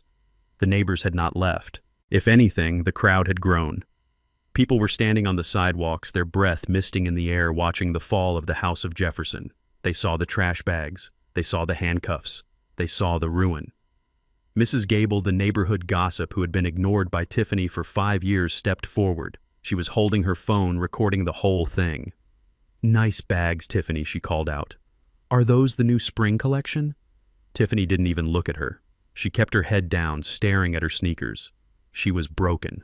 The arrogance, the pride, the cruelty, it had all been stripped away, leaving nothing but a scared, shivering girl who had bet everything on a lie and lost. The deputies opened the trunks of the squad cars. They tossed the trash bags inside. The sound was dull, final. It was the sound of a life being thrown away. They guided Jamal and Tiffany into the back seats of separate cars. The heavy doors slammed shut, enclosing them in their new reality. I looked at Jamal through the glass. He was slumped against the seat, his head resting on the window. He looked at me. His lips moved. I couldn't hear him, but I knew what he was saying. He was saying, why? Why did you do this, Dad? Why did you burn it all down? I looked at him and I felt a tear freeze on my cheek. I did it because you left me no choice, son, I thought. I did it because you tried to erase me. I did it because sometimes you have to burn the field to save the soil. The sheriff walked up to the porch. He tipped his hat. We are done here, Mr. Jefferson. We will process them downtown. The DA will be in touch about the grand jury testimony. Thank you, Sheriff, I said. The engines roared to life. The lights flashed blue and red, reflecting off the windows of the empty house. The cars pulled away slowly, rolling down the street, carrying the wreckage of my family toward justice. I watched them go until they turned the corner and disappeared. Then I looked at the house. The door was still open. It looked dark inside. It looked empty. It didn't look like my home anymore. It looked like a crime scene. Ezekiel closed his ledger. He clicked his pen. That is it then, he said softly. Protocol Omega is complete. The accounts are closed. The assets are secured. The house is vacant. I nodded. It is quiet, I said. It is, Ezekiel agreed. What will you do now, Otis?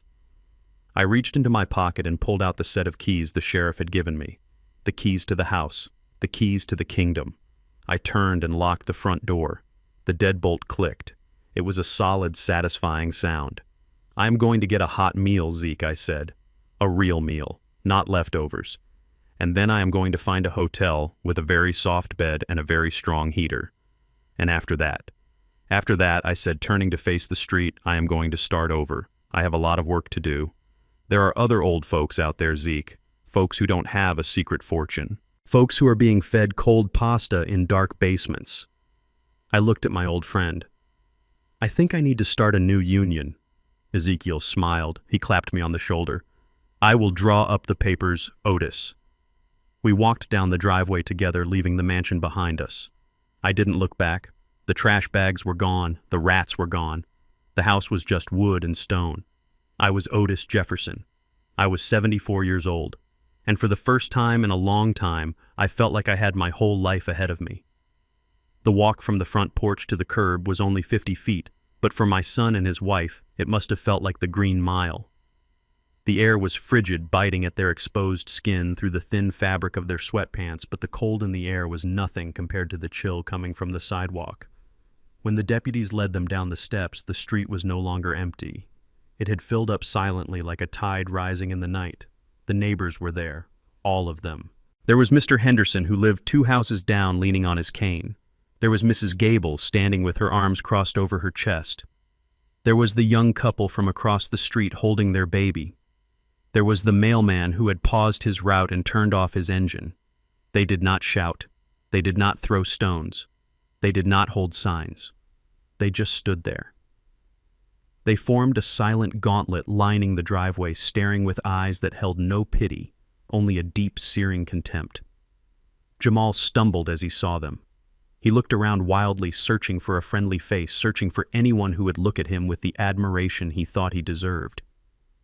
He had spent 5 years strutting through this neighborhood in his Italian suits, driving his Porsche too fast, treating these people like they were the background extras in the movie of his life. He never waved. He never stopped to chat. He called the police if their dogs barked too loud. Now he was seeing them for the first time, and they were seeing him. They saw the handcuffs. They saw the trash bag slung over his shoulder. They saw the ruin of a man who thought he was a king. "Help me!" Jamal shouted, his voice cracking. "Mr. Henderson, tell them. Tell them this is a mistake. I am a good neighbor. I am the regional director." Mr. Henderson did not move. He did not blink. He just looked at Jamal, and then he looked at the ground and spat. Jamal flinched as if he had been slapped. He didn't know. How could he know? Jamal thought Mr. Henderson was just a retired mechanic living on a pension. He didn't know that 3 years ago, when Mr. Henderson's roof collapsed during a snowstorm and the insurance company denied the claim, I was the one who paid for the repairs. I wrote a check for $12,000 and told the contractor to say it was an anonymous grant from a veterans charity. I looked at the young couple across the street. The husband was glaring at Tiffany. Tiffany had called the HOA on them 4 times last month because their baby's stroller was left on the porch. She called it an eyesore. She didn't know that when the husband lost his job at the factory, I pulled strings with my old union contacts to get him an interview at a new plant. I put food on their table while Tiffany tried to fine them for existing. This was my neighborhood. These were my people. I had built a web of support and kindness here, quietly, anonymously, just like I had built my fortune. And my son and his wife had walked through it with muddy boots, treating everyone like dirt. Now the dirt was staring back. Tiffany was walking with her head down, trying to hide behind her hair. She was clutching her trash bag, dragging it on the asphalt. She was sobbing quietly, a pathetic sound that garnered no sympathy. She reached the end of the driveway where the police cars were waiting. Suddenly the line of neighbors parted. A small figure stepped forward, blocking Tiffany's path to the squad car. It was Mrs. Mabel. Mrs. Mabel lived in the small blue house next door. She was 80 years old, a widow who spent her days tending to her rose bushes. She wore a faded housecoat and slippers.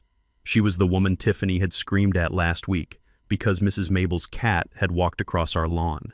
I watched from the porch. I remembered the incident vividly.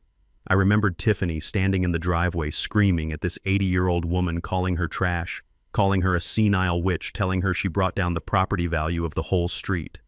I remembered Mrs. Mabel crying silently while she gathered her cat. Mrs. Mabel stood there now in the middle of the driveway. She looked small, frail, but her eyes were hard as flint. She held something in her hand wrapped in a clear plastic bag. Tiffany stopped. The deputy tried to gently move Mrs. Mabel aside, but she held up a hand and the deputy paused. He knew Mrs. Mabel too. Everyone knew Mrs. Mabel. She baked cookies for the precinct every Christmas. Mrs. Mabel stepped closer to Tiffany.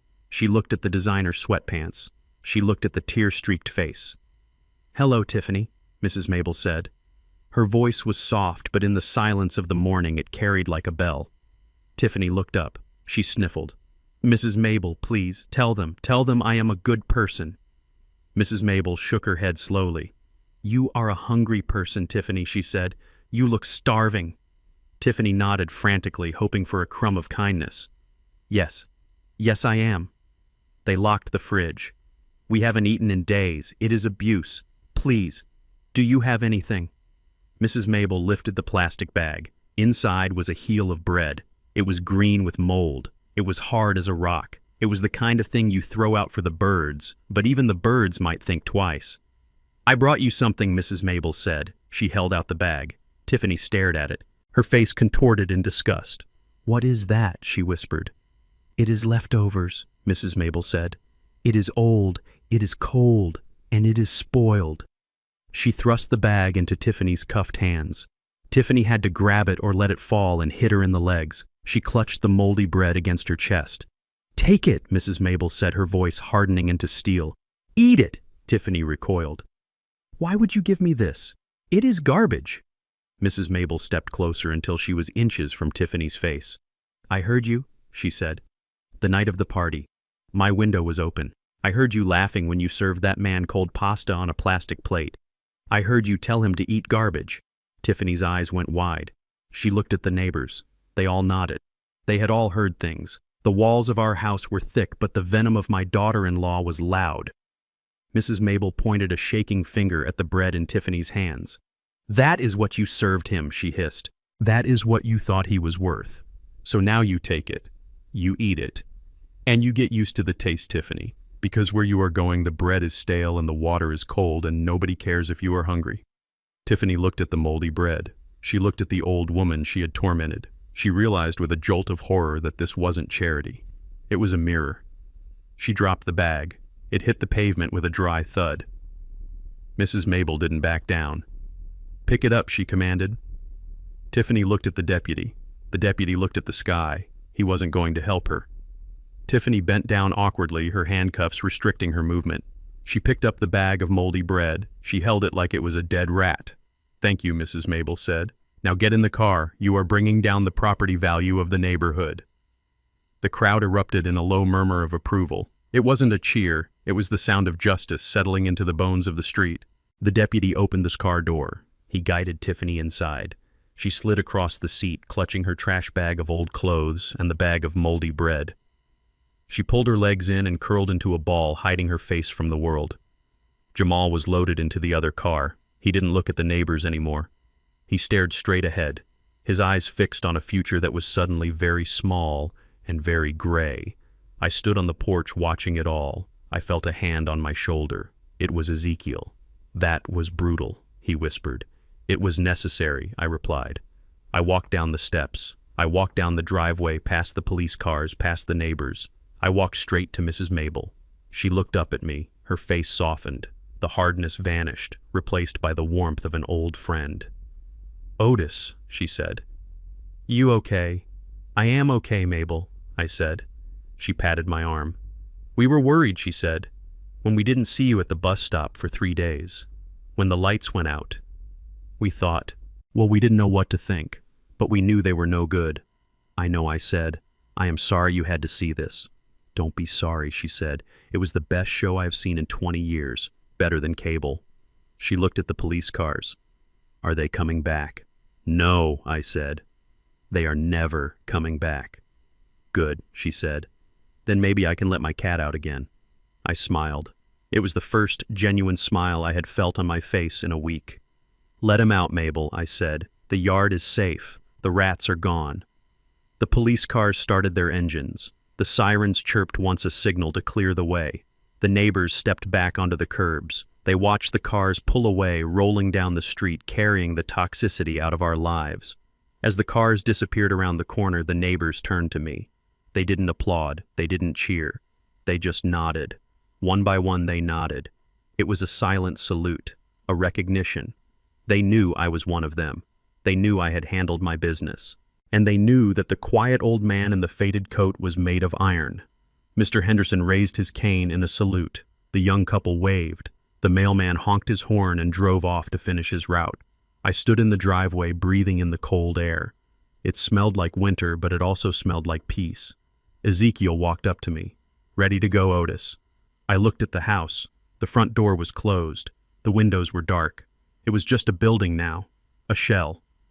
I am ready, I said. But before we left, I walked over to the spot where Tiffany had dropped the moldy bread before picking it up. There were a few crumbs on the asphalt. I kicked them into the grass. I turned to Mrs. Mabel. Mabel, I said, I am going to be gone for a few days. I have some business to attend to. Can you keep an eye on the place? She smiled. You know I will, Otis. Nobody is getting on this porch unless I say so. I nodded. I knew she meant it. Mrs. Mabel was a better security system than anything money could buy because she was motivated by loyalty, not a paycheck. I walked to Ezekiel's car. I got in. The leather seat was warm. The engine was quiet. As we drove away, I looked back at the neighborhood one last time. I saw the small houses, the neat lawns, the people going back to their lives. I had spent millions of dollars on that mansion. I had filled it with expensive things. But the real value was out there on the sidewalk. Jamal never understood that. He thought value was something you wore on your wrist or drove in a garage. He didn't understand that value is what people do for you when you have nothing left to offer them. He was going to prison poor and alone. I was driving away rich and surrounded by an army, and the difference wasn't the money in the bank. It was the $5 bill in my pocket and the moldy bread in Mrs. Mabel's hand. Drive Zeke, I said. Let us go get some breakfast. I am starving. 1 month had passed since I watched the police cars carry my son away from the house I owned. You would think that 30 days in a county lockup pending bail would teach a man humility. You would think that sleeping on a metal cot and eating bologna sandwiches would break the delusion that he was a prince who had been momentarily inconvenienced. But greed is a powerful drug, and denial is its strongest side effect. I sat in the back of the courtroom wearing my charcoal suit, my hands resting on the head of my cane. Beside me, Ezekiel was arranging his files with the precision of a surgeon preparing for an amputation. Across the aisle sat Jamal and Tiffany. They were out on bail. They had found a bondsman willing to take a risk, and more importantly, they had found a lawyer. His name was Mr. Sterling, but he was no relation to my CEO. He was a strip mall shark with a shiny suit and a billboard on the interstate. He cost $5,000 as a retainer. I knew where they got the money. They didn't earn it. They borrowed it. They went to the kind of lenders who don't ask for credit scores but do ask for kneecaps as collateral. They had leveraged their freedom on one final desperate gamble. They were suing me. The lawsuit was a masterpiece of fiction. They claimed I was mentally incompetent. They claimed I had verbally promised them the house and the trust fund. They claimed I had suffered a psychotic break and used my undue influence as a majority shareholder to ruin Jamal's career out of spite. They wanted the house back. They wanted $20 million in damages. They wanted control. All rise, the bailiff shouted. Judge Harrison walked in. She was a woman I had known for 20 years, a no-nonsense jurist who had started as a public defender. She sat down and looked over her glasses at the circus in front of her. Mr. Sterling stood up. He buttoned his cheap jacket and launched into his opening statement. He painted a picture of a tragic misunderstanding. He described Jamal as a devoted son who had cared for his aging father only to be betrayed by the onset of dementia. He described Tiffany as a saint who had bathed me and fed me. My client, Mr. Jamal Jefferson, built that home. Mr. Sterling boomed, gesturing wildly. He poured his blood, sweat, and tears into that property. He cared for his father when no one else would. And in return, this confused, angry old man has stripped him of his dignity and his livelihood. We are asking the court to restore the status quo and grant guardianship of Mr. Otis Jefferson to his son. I listened. I didn't flinch. I watched Jamal. He was nodding along, wiping a fake tear from his eye. He believed it. He actually believed his own lie. He had rewritten history in his head so that he was the hero and I was the villain. When it was his turn to testify, Jamal took the stand. He looked at the jury with wide, pleading eyes. I love my dad, he said, his voice trembling. I really do. But he is not well. He forgets things. He gets aggressive. That night, the night he kicked us out, he was hallucinating. He thought he was a union boss from the 70s. He didn't know what he was doing, and the house Mr. Sterling asked. He gave it to me. Jamal lied smoothly. 5 years ago, he said, son, this is your legacy. I paid the bills. I managed the maintenance. It was my house in every way that matters. I looked at Ezekiel. He was doodling on a notepad. He looked bored. Your witness, Mr. Ezekiel, the judge said. Ezekiel stood up. He didn't walk to the podium. He stood right there at the defense table. No questions, Your Honor, Ezekiel said. Jamal blinked. Mr. Sterling looked confused. The jury whispered. No questions, Mr. Sterling asked, sneering, because you know my client is telling the truth. Ezekiel smiled. It was the smile of a wolf who sees a lamb wandering away from the herd. We have no questions for the plaintiff, Ezekiel said, because we prefer to let the plaintiff speak for himself in a more candid setting. Ezekiel picked up a remote control. Your Honor, with the court's permission, the defense would like to introduce Exhibit D. What is Exhibit D? Mr. Sterling demanded. Surveillance footage, Ezekiel said calmly. Jamal froze on the stand. Tiffany went rigid in her seat. Surveillance, Mr. Sterling sputtered. That is inadmissible. My clients did not consent to being recorded in their own home. It wasn't their home, Ezekiel corrected him. It was Mr. Otis Jefferson's home. And as the sole owner of the property, he installed a closed-circuit security system 3 months ago to monitor the safety of the premises. 3 months. I watched Jamal's face. He was doing the math. 3 months ago was before the party, before the lockout, before the fall. The judge nodded. Proceed. The large screen on the wall flickered to life. The date stamp in the corner read November 14th. The location was the kitchen. The video was high definition. The audio was crisp. Jamal and Tiffany were standing at the island. I was not in the room. Tiffany was plating dinner. She was scooping mashed potatoes onto a plate.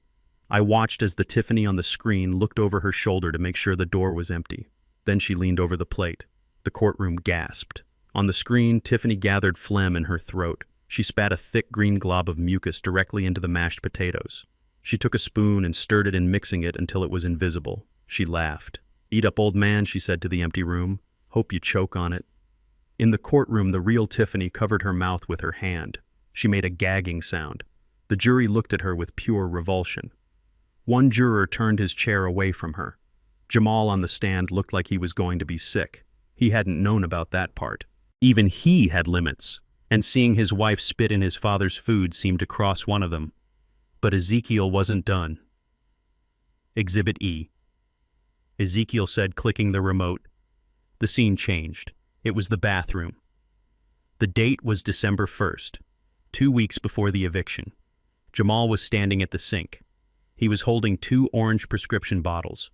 One was labeled Jefferson Otis. The other was an over-the-counter bottle of generic ibuprofen.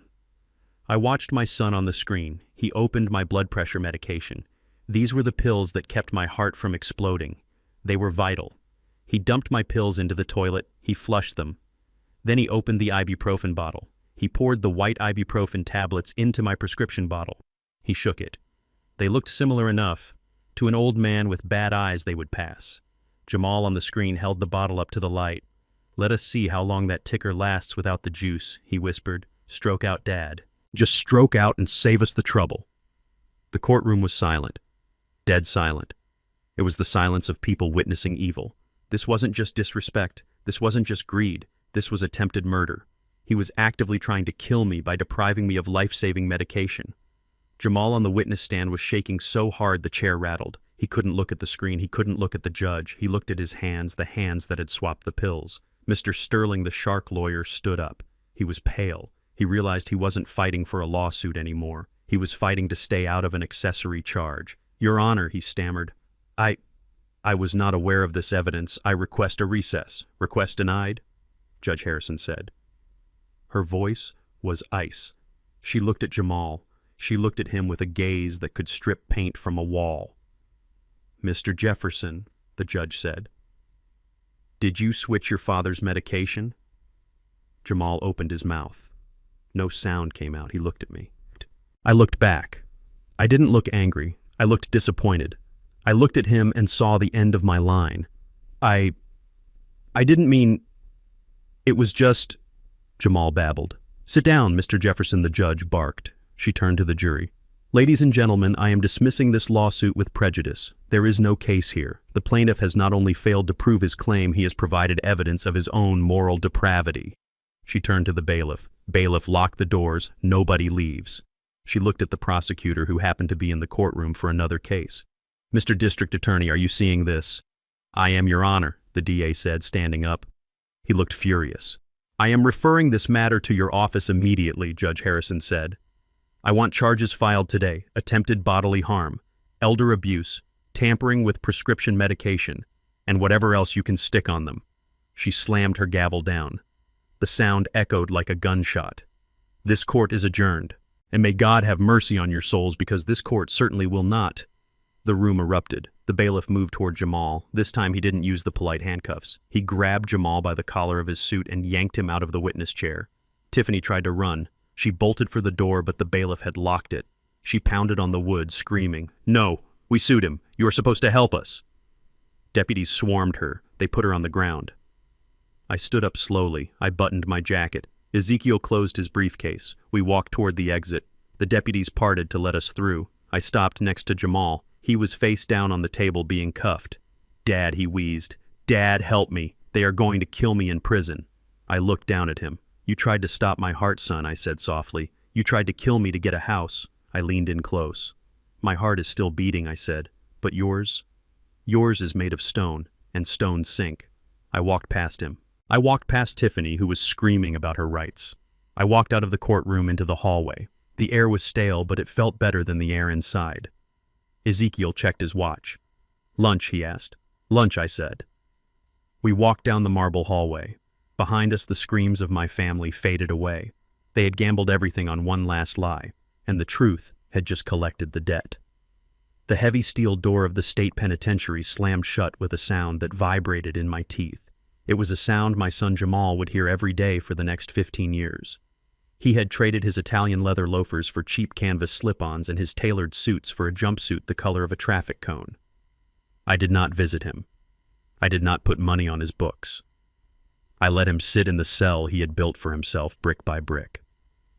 Word travels fast in prison, especially when your crime is plastered all over the local news. Jamal thought he would be respected because he was a white-collar criminal, a man who stole with a pen instead of a gun. He thought he would be treated like a celebrity in the cell block. He was wrong. There is a code inside, even among thieves and murderers. You do not hurt women, you do not hurt children, and you never ever touch your parents. I heard through Ezekiel's contacts what happened during Jamal's first week in general population. He was sitting in the chow hall, staring at a tray of food that was somehow worse than the cold pasta Tiffany had served me. An older inmate, a man doing life for armed robbery, sat down across from him. This man had tattoos covering his arms, scars that told stories of violence and survival. He looked at Jamal, not with anger, but with disgust. "I heard about you," the lifer said quietly. "You are the guy who switched his daddy's heart pills. You are the guy who tried to sell his old man for parts." Jamal tried to bluster. He tried to use his corporate voice, the one he used to intimidate junior sales reps. "It was a misunderstanding," he stammered. "I am a businessman. You are a punk," the lifer spat. "My daddy beat me every day of my life, and I still sent him money when I got my first score. You had a father who gave you a mansion, and you tried to put him in the ground." Jamal didn't finish his meal that day, or the next. He learned quickly that in the hierarchy of the prison yard, the man who betrays his blood is lower than the dirt on the floor. He spent his days in isolation, not because the guards put him there, but because he was terrified to step out of his cell. He was alone, surrounded by thousands of men. He had wanted to be a big shot. Now he was nothing but a cautionary tale in an orange jumpsuit. While Jamal was learning the hard lessons of confinement, Tiffany was learning the brutal reality of freedom without funds. She filed for divorce 3 days after their arrest. She didn't even wait for the trial. She abandoned Jamal with the same speed she had abandoned her morals, hoping that cutting ties would save her from the wreckage. It didn't. The divorce granted her nothing because Jamal had nothing. The civil suits from Titan Logistics stripped her of every asset she thought she had hidden. The forensic accountants found the offshore accounts where she had stashed her spy money. They took it all. They took the jewelry. They took the designer clothes. They even took the car she had leased in her name. She was left with a suitcase of old clothes and a mountain of debt. The credit card companies she had defrauded were not as forgiving as I had been. They garnered her wages before she even had a job. They hounded her day and night. She moved into a studio apartment above a mechanic shop where the smell of oil and exhaust permeated the walls, a constant reminder of the garage she used to force me to clean. She applied for jobs. She tried to get back into marketing, into sales, into anything that required a blazer and a smile. But a felony record for corporate espionage is a stain that does not wash out. No one wanted to hire a spy. No one wanted to hire a thief. She ended up taking the only job that didn't ask questions. The only job that was desperate enough to take her. 6 months after the trial, I was walking through the city center mall. It was a Tuesday afternoon. I was there to meet Ezekiel for lunch at the steakhouse on the top floor. I was wearing a new suit, a navy blue wool blend that fit me perfectly. I walked with my head held high, my cane tapping a steady rhythm on the polished tile floor. I decided to stop at the restroom near the food court. It was crowded, noisy, filled with teenagers and shoppers. I walked toward the entrance. There was a yellow plastic sign blocking the door, closed for cleaning. I almost turned away. But then I heard a voice. It was a voice I had heard screaming insults at me for 5 years. A voice I had heard plotting my demise through a heating vent. It was not screaming now. It was muttering. Stupid floor, stupid kids making a mess. I stopped. I looked over the yellow barrier. There she was. Tiffany was on her knees. She was wearing a gray uniform that was 2 sizes too big. Her hair, once perfectly styled and highlighted, was pulled back in a messy bun held together by a cheap plastic clip. She wore yellow rubber gloves that went up to her elbows. She was scrubbing the grout between the tiles with a toothbrush. A toothbrush. I watched her. I watched the woman who had demanded I take out the trash so her guests wouldn't smell me. I watched the woman who had taped my refrigerator shut. I watched the woman who had laughed while I ate cold leftovers. She looked up. She sensed someone watching her. She wiped a strand of hair from her face with her forearm, leaving a streak of cleaning foam on her cheek. Her eyes met mine. She froze. The toothbrush fell from her hand and clattered onto the wet tile. For a long moment, neither of us moved. The noise of the mall seemed to fade away, leaving us in a bubble of silence. I saw the recognition in her eyes. I saw the shame. It hit her like a physical blow. She scrambled backward, knocking over a bucket of gray, dirty water. It splashed over her shoes. They were the same old sneakers the sheriff had forced her to wear the day of the eviction. She opened her mouth. I could see her throat working. I knew what she was thinking. She was expecting me to laugh. She was expecting me to point and jeer. She was waiting for the lecture, for the "I told you so," for the righteous anger of the man she had wronged. She was waiting to be seen.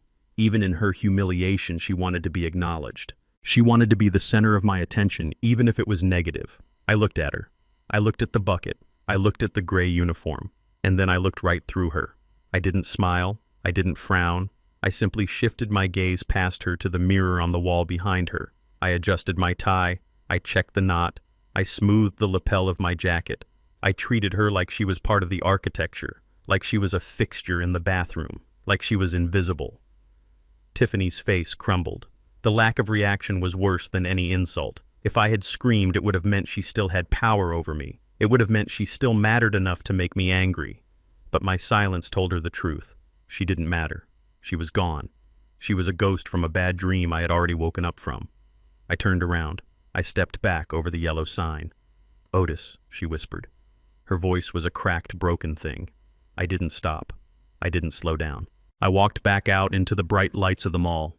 I walked toward the steakhouse where my friend was waiting, where a hot meal was waiting, where my life was waiting. I left her there on her knees in the mess she had made. That was her prison. It wasn't made of bars and guards like Jamal's. It was made of memory and regret. Every tile she scrubbed, every toilet she cleaned would remind her of the mansion she lost. Every person who walked past her without seeing her would remind her of the man she tried to erase. She had wanted to be special. She had wanted to be elite. Now she was the help. I sat down at the table in the restaurant. Ezekiel was already there sipping an iced tea. He looked at me. "Everything okay, Otis?" he asked. "You look light." I picked up the menu. I looked at the steak section. I wasn't going to order leftovers. "I am fine, Zeke," I said. "I just saw an old ghost." "A ghost?" Ezekiel asked, raising an eyebrow. "Yeah," I said. "But it is gone now. Just a shadow in the corner." I ordered the ribeye, medium rare, with a side of asparagus. As I ate, I thought about Jamal in his cell and Tiffany in her uniform. I didn't feel happy about their suffering. I wasn't a cruel man. But I felt a sense of balance. The scales had tipped back. The debt was paid. They had tried to bury me. They forgot I was a seed. And now, while they withered in the dark, I was finally ready to bloom. The for sale sign in the front yard didn't stay up for long. In this market, a brick colonial in a gated community is blood in the water for sharks, and I knew plenty of sharks. I sold it to a young couple, a doctor and an architect, who looked at the high ceilings and saw a future while I looked at them and saw only the past. They didn't ask about the scratches on the basement doorframe where I had pried the hinges loose. They didn't ask about the faint discoloration on the driveway where Tiffany had dropped the moldy bread. They just signed the check. I stood in the empty foyer one last time. The house was silent. It was the same silence that had suffocated me for 3 years, but now it felt different. It wasn't the silence of a tomb. It was the silence of a blank page. I walked to the kitchen where I had eaten alone in the dark. I walked to the study where my son had planned my demise. I didn't feel ghosts. I didn't feel nostalgia. I felt like a man who had finally put down a heavy rucksack after a 50-mile march. I locked the door and threw the keys to the realtor. I didn't look back. The house was just wood and stone, a monument to a mistake I had finally corrected. With the money from the sale and the liquidated assets from the trust, I didn't buy a condo in Florida. I didn't move into a retirement village to play bingo and wait for the end. I wasn't done working. I was just done working for ingrates. I bought an old brick building downtown 3 blocks from the Union Hall where I had made my name 40 years ago. It had good bones, but it needed work. I hired a crew, not the lowest bidder, but the guys who needed the work, the guys with calloused hands and families to feed. We gutted it. We put in new wiring, new floors, and bulletproof glass in the lobby. Above the door we hung a simple sign: the Jefferson Legal Defense Fund for the Elderly.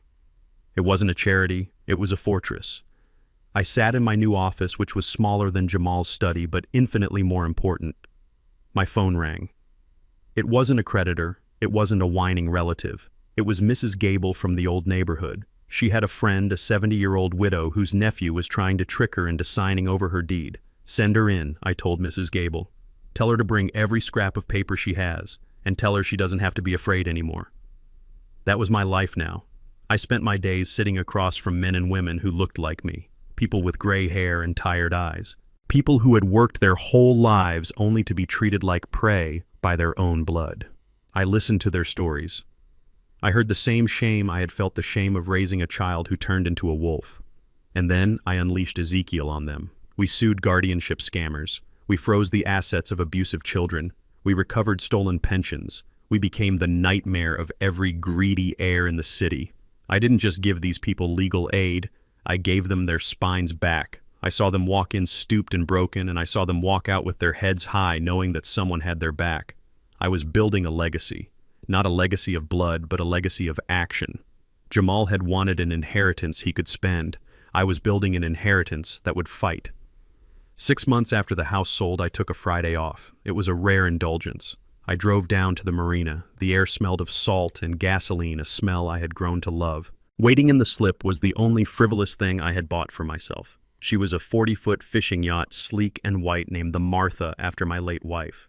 She would have hated the expense, but she would have loved the freedom. Ezekiel was already on board, wearing a polo shirt and boat shoes, looking less like a shark lawyer and more like a man who was ready to retire but didn't know how. He had a bottle of vintage Cabernet open on the table. "You are late," Chairman Ezekiel called out. "The tide is turning." I stepped onto the deck. The boat rocked gently beneath my feet. It was a steady, comforting rhythm. I was finishing up a case, I said, casting off the lines. "That nephew I told you about, the one trying to steal his aunt's house." "Yeah," Ezekiel said, pouring the wine. "What happened?" "I bought the mortgage note," I said, taking the wheel. "I am his bank now, and I just called the loan." Ezekiel laughed. "You are a cold man, Otis Jefferson." I steered the boat out of the harbor. The engine hummed a deep, powerful vibration that traveled up through the soles of my shoes. We cut through the waves, leaving the city behind. The skyline shrank until it was just a jagged gray line on the horizon. We dropped anchor 5 miles out. The ocean was calm, a sheet of hammered copper reflecting the setting sun. We baited our hooks and cast our lines into the deep blue water. We didn't talk much. We didn't need to. We sat in comfortable silence, watching the sun dip lower, painting the sky in shades of purple and gold. I took a sip of wine. It was rich and complex, warming my chest. It tasted nothing like the cold water I had drunk in the basement. "You think about him?" Ezekiel asked quietly, not looking at me. I knew who he meant. I didn't have to ask. Every day I said. "Do you regret it?" Zeke asked. I looked at the horizon. I thought about Jamal sitting in his cell. I thought about the phone calls I refused to accept. I thought about the letters I burned. I don't regret what I did, I said slowly. I regret what I didn't do. I regret that I tried to buy his love instead of earning his respect. I regret that I shielded him from the world so much that he never learned how to survive in it. I created a weak man, Zeke, and the world eats weak men. I reeled in my line, a little feeling the tension. But I fixed it, I added. It was a hard fix. It was a brutal fix. But it was necessary. He is in prison, yes. But for the first time in his life, he is facing consequences. He is living a real life. Maybe it will break him, or maybe, just maybe, it will make him into something resembling a man. And if it doesn't, Ezekiel asked. Then he stays exactly where he belongs, I said. I put down my rod and picked up my wine glass. I looked at my hands. They were old hands, spotted and scarred, but they were steady. They weren't trembling anymore.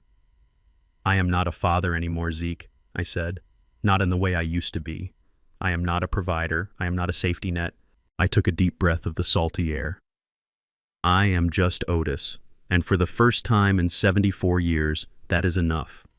We watched the sun disappear below the water. The stars came out one by one. I looked up at them. I remembered the night I broke out of the basement.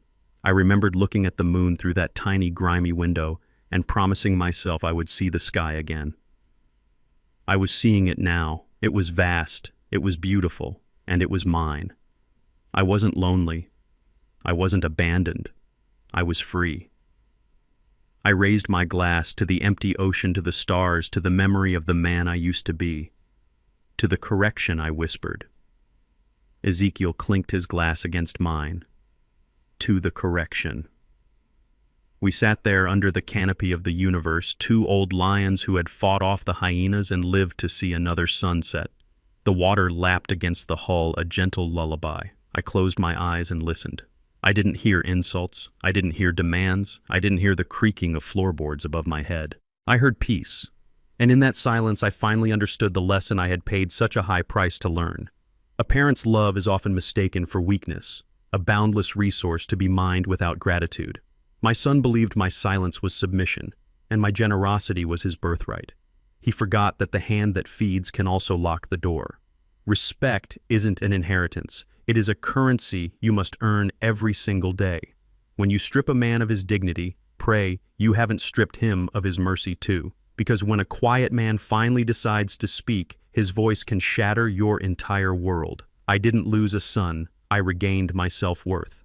Here is the call to action, CTA in English, consistent with the style of the previous scripts. Did you like my story? And which city are you listening from? Let's meet in the comments. If you like the story, you can